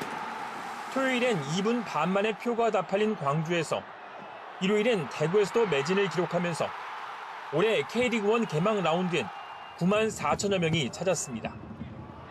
역대 3위, 2018년 유료 관중 집계 이후로는 2위의 흥행 기록입니다. 올해 평균 관중 수가 6천 명이 넘으면 마지막 홈경기 때 제 4위로 캐스퍼 한 대를 경품으로 내놓으려고 합니다. 그만큼 많이 찾아와 주셔서 저희 선수들한테 많은 응원 부탁드립니다. 2부 리그로 강등됐지만 의리를 지킨 수원 팬들은 14,000여 명이 경기장에 몰려 K리그2 한 경기 최다 관중 기록을 세웠습니다. 축구 대표팀을 둘러싼 논란과 영하까지 떨어진 꽃샘추위는 큰 악재가 되지 않았습니다. 5년 연속 정상을 지킨 전북과 전북을 가로막고 2년 연속 챔피언에 오른 울산, 이정효 매직으로까지 불리는 광주와 하나은행 인수 이후 큰 손으로 떠오른 대전 등 흥행 요소는 충분했습니다. 여기에 역대 최고 외국인 선수로 평가받는 링가드가 서울 유니폼을 입으면서 팬들은 빠르게 반응했습니다. 상향 평준화됐다는 평가에 걸맞게 개막 라운드에선 한 경기를 빼면 모두 한 골차 이내로 승부가 갈렸고 광주와 울산, 수원과 김천이 승리를 가져갔습니다. 올해 역시도 가장 높은 위치에 올라가는 것이 저희들의 가장 큰 목표고요. 팬들도 우리 선수단에게 많은 성원 부탁드리겠습니다. 2년 연속 총관중 300만을 향해 K리그가 산뜻한 첫 발을 내디뎠습니다. YTN 이경재입니다. 우리나라 남자 선수로는 최초로 피겨 주니어 세계선수권 대회에서 금메달을 차지한 서민규 선수가 귀국했습니다. 서민규는 그제 국제빙상경기연맹 피겨 주니어 세계선수권 대회에서 총점 230.75점을 받아 일본의 나카타 리오를 제치고 우승했습니다. 우리 선수가 주니어 세계선수권 대회 시상대 꼭대기에 오른 건 지난 2006년 김연아 이후 18년 만이고 남자 선수로는 사상 처음입니다. 서민규의 귀국 인터뷰 들어보겠습니다. 우리나라 최초로 주니어 월드에서 메달을 땄다는 게 정말 믿기지가 않고요. 제가 우리 한국 역사를 써 내려간다는 게 자랑스러워요. 이렇게 제가 메달을 땄다고 해서 자만하지 않고 그냥 계속 원래 처음 했던 것처럼 계속 연습하면은 좋은 결과 나올 거라고 믿고 있어요. 오늘 예년보다 포근한 봄 날씨가 찾아왔습니다. 하지만 불청객 초미세먼지가 말썽을 부렸는데요. 절기 경칩인 내일은 미세먼지를 해소해 줄 봄비가 내리겠습니다. 제주도에서 시작된 비가 점차 내륙으로 확대되면서 오후에는 대부분 지역에 비가 오겠습니다. 비의 양은 대체로 많지 않겠지만 제주도에는 돌풍과 벼락을 동반한 최고 60mm, 산간에 80mm 이상의 많은 비가 내리겠습니다. 또 기온이 낮은 산간과 강원 동해안에는 눈이 쌓이는 곳이 있겠고 특히 강원 산간에는 최고 15cm의 많은 눈이 쏟아지겠습니다. 피해 없도록 대비 철저히 해주시기 바랍니다. 내일 아침 기온은 서울 4도, 대전 6도, 광주 6도, 부산 8도로 오늘보다 3도에서 6도가량 높겠습니다. 낮 기온은 서울 11도, 대전 9도, 광주 9도, 부산 11도로 비가 일찍 시작되는 충청 이남을 중심으로 오늘보다 기온이 크게 낮아지겠습니다. 내일 저녁부터 점차 비가 그치겠지만 영동과 경북, 제주도를 중심으로는 모레까지 오락가락 이어질 전망입니다. 날씨 정보였습니다. 월요일 뉴스라이트 마치겠습니다. 함께해 주신 여러분 고맙습니다.